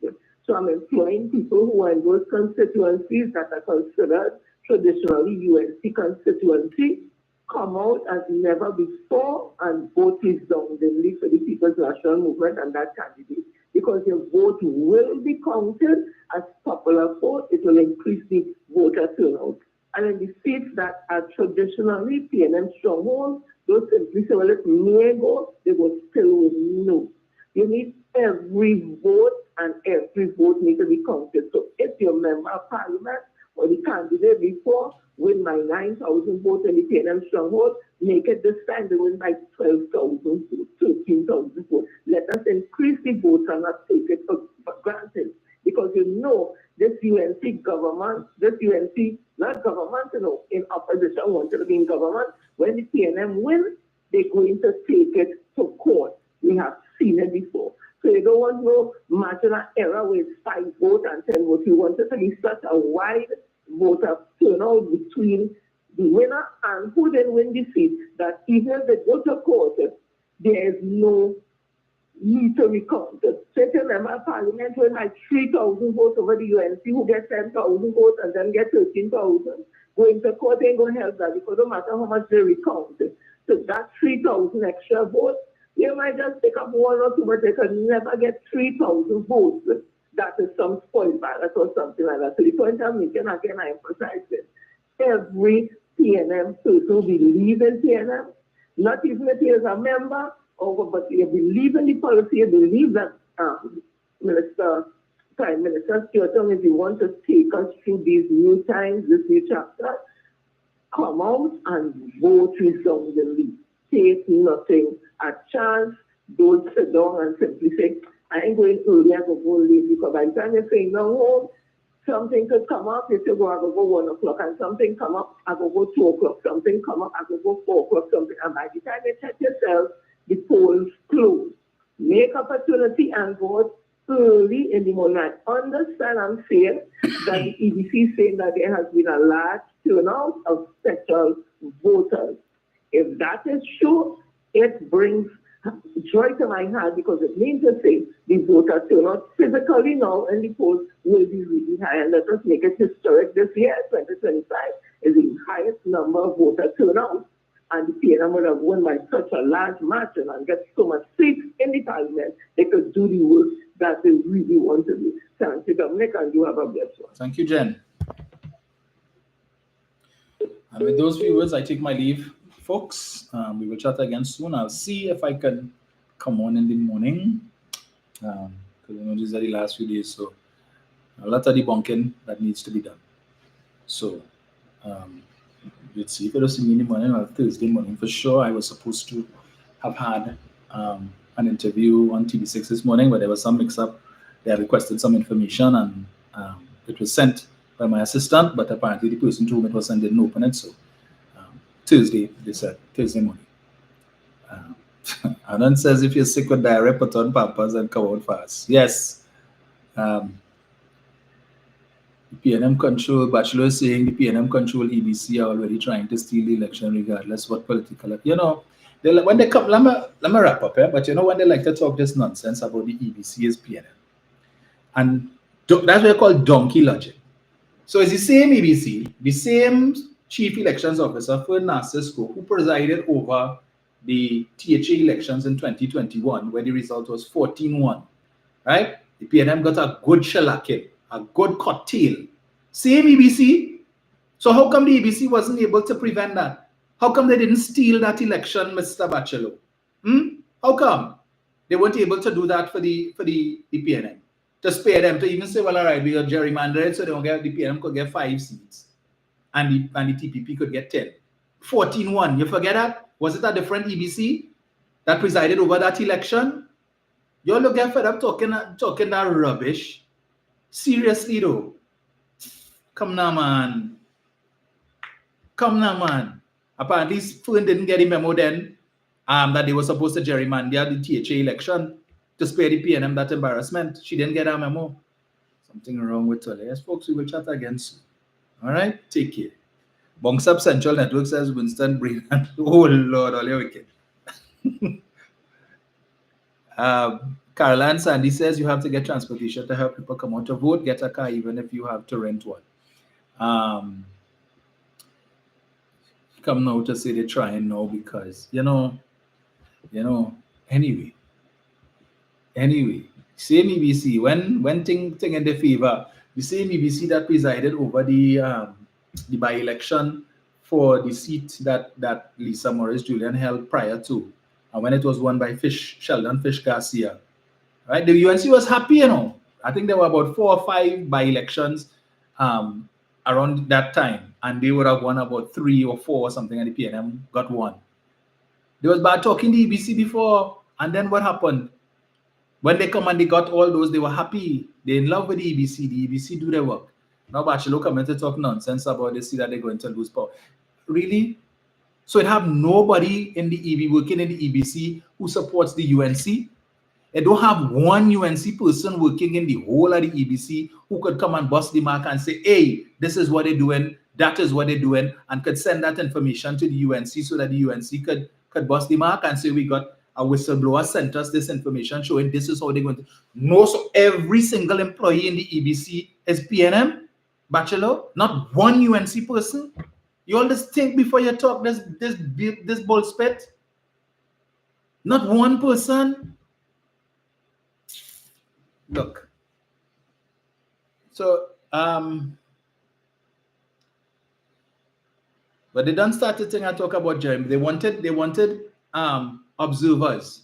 They got observers from CARICOM, and the Commonwealth is sending observers. In fact, the observers were supposed to have arrived yesterday. All right? The man who's leading the Commonwealth observers is the former foreign minister for Malta. Okay? So you get your foreign observers. But even though they wanted observers from the Carter Center, well, that is why the government would have presented the communication from the Carter Center that indicated why they would not be able to send persons. Okay? But all you have CARICOM and you have Commonwealth observers say, but that is not enough. All kind of things they're coming up with to say that the government trying to gerrymander. The PNM has never been afraid of losing elections. That is why all other comers are usually one term in one term. One term is all it takes for the population and the electorate to realize the mistake that they make, and then what happens? They come right back to the People's National Movement. That is why the PNM has served for the most amount of time. Because every time you all decide, we're tired of the PNM, we want a change, we want something different, and you get something different after one term. All they did it in 86, all they hand the PNM 33-3. Yes, the PNM dead. That is it, they're gone through. And after about 1 year under the NAR, well, they wanted back the PNM. When you lost your 10%, when you went to the IMF, when you lost your COLA, and plenty of people lost their house because they couldn't afford to pay their mortgage and were turning in their keys. It didn't take long for you to realize we should have stayed with the PNM. After 5 years, you run back to the same PNM again. You went to the UNC. Well, in 95, you didn't go to the UNC. All right? 17-17-2, the NAR went, and it took one term for you all to realize there was no damn good. Run back to the PNM again. 2010, we want something new. Manning thief, called a hard thief. Manning give money to his spiritual advisor and all of that. All they take the chain up on the lies and the propaganda and the misinformation that they were spreading and went out in your numbers and give them PNM safe seats and all. There was the running joke for 5 years, 3 months and 14 days that the PNM came into office with a big maxi and left in a 12-seater. 12 seats. They had 29. The PNM didn't have that kind of mandate. Or they give them 29 seats, and after just 3 years, less than 3 years, you realize the mistake. You couldn't wait for the local election to send them a message in 2013, and then got rid of them. They went from 29 to 18. Why? In one term is all it took. And then you put back the PNM for 2 terms. And here's the interesting thing. The PNM would have taken measures that they thought the country needed. This is the prescription. Sometimes when you're sick and you go by the doctor, and the doctor gives you medication that tastes nasty, you don't like it. Prescription, but it is what is needed at the time. And then when you start to feel better and you realize, yeah, okay, the PNM is the only party that takes the tough decisions regardless of what the potential political fallout could be. They make the tough decisions that the other party don't want to take and will continue to kick the can down the road. And when they realize that they can't clean up the mess, they have no problem losing office and let the PNM come back and fix it. To all who figure it, as Dr. Oli has said, the PNM is not afraid to lose elections. Because when we lose elections, what do? We go, we regroup, we do introspection to see where we went wrong, what were the issues, we make the necessary changes and so on, and prepare ourselves for when at the end of that one term, that the population realizes the mistake that they make, and then they will look to the PNM again to come back in and fix things. So if all they want to wait until 2035 for Dragon Gas, then go ahead and support Prasad Bisesa. Because Maduro is there until 2031, he don't want nothing to do with them.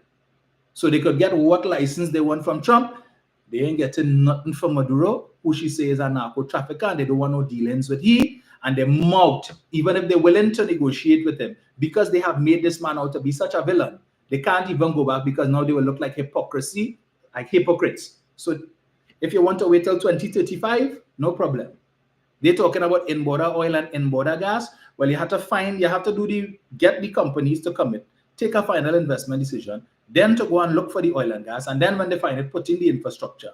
So if that is what you want, rest assured, you ain't getting no Forex from any gas and any oil in 2027, 2028. So while Marco Rubio is willing to work with Stuart Young, and Stuart Young still has a relationship in Venezuela, and he could make it happen before 2030, he could possibly make it happen by 2027, depending on all of the options. And notice, Rubio said Stuart Young's leadership in this area.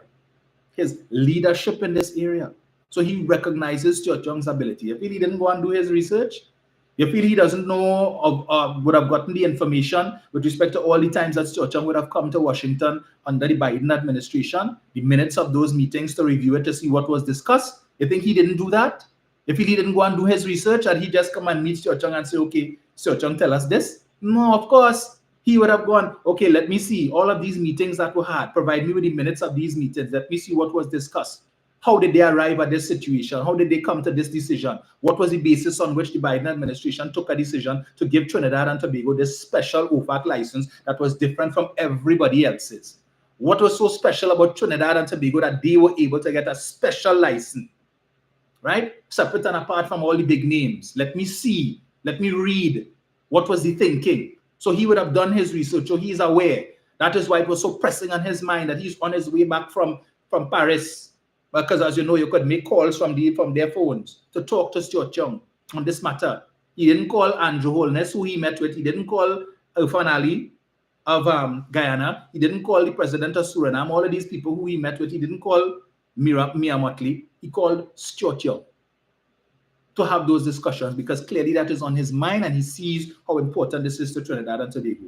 And he wants to keep Stuart Young engaged so we could make something happen. It make no sense you call Kamala because she can't make nothing happen. It make no sense you call David Lee or whoever their minister of energy would be because he can't pick up the phone and call nobody in Miraflores to talk to them. So if all they want to wait till 2035 for Dragon Gas and Coquina Mannequin that David Lee don't even know the name of, go ahead and vote them. And when they come in 6 months to tell all the things we promised you we can't deliver on because if they have no money, and you only hear the PNM do this and the PNM do that for 5 years. And when it is that you see the TT dollar devalued to 15, those say Stuart Young then 1 year, hush all them out, take that. But you know what they will do? Out of shame, rather than admit the nonsense that they would have done to vote for them, they will come and say, boy, all them political parties, the same, yes, not me, I don't vote, yes, not me. All of them just promise and all of them this and all of them that, so I done. UNC and PNM is the same thing. It's better we try Makela Pandey. Rock so with that. Folks, enjoy your day. Let me go and do my work. Right? Campaigning to do, lots to do today. All right, so I'll see if I come on in the morning. If not, we will chat again on Tuesday. Take care.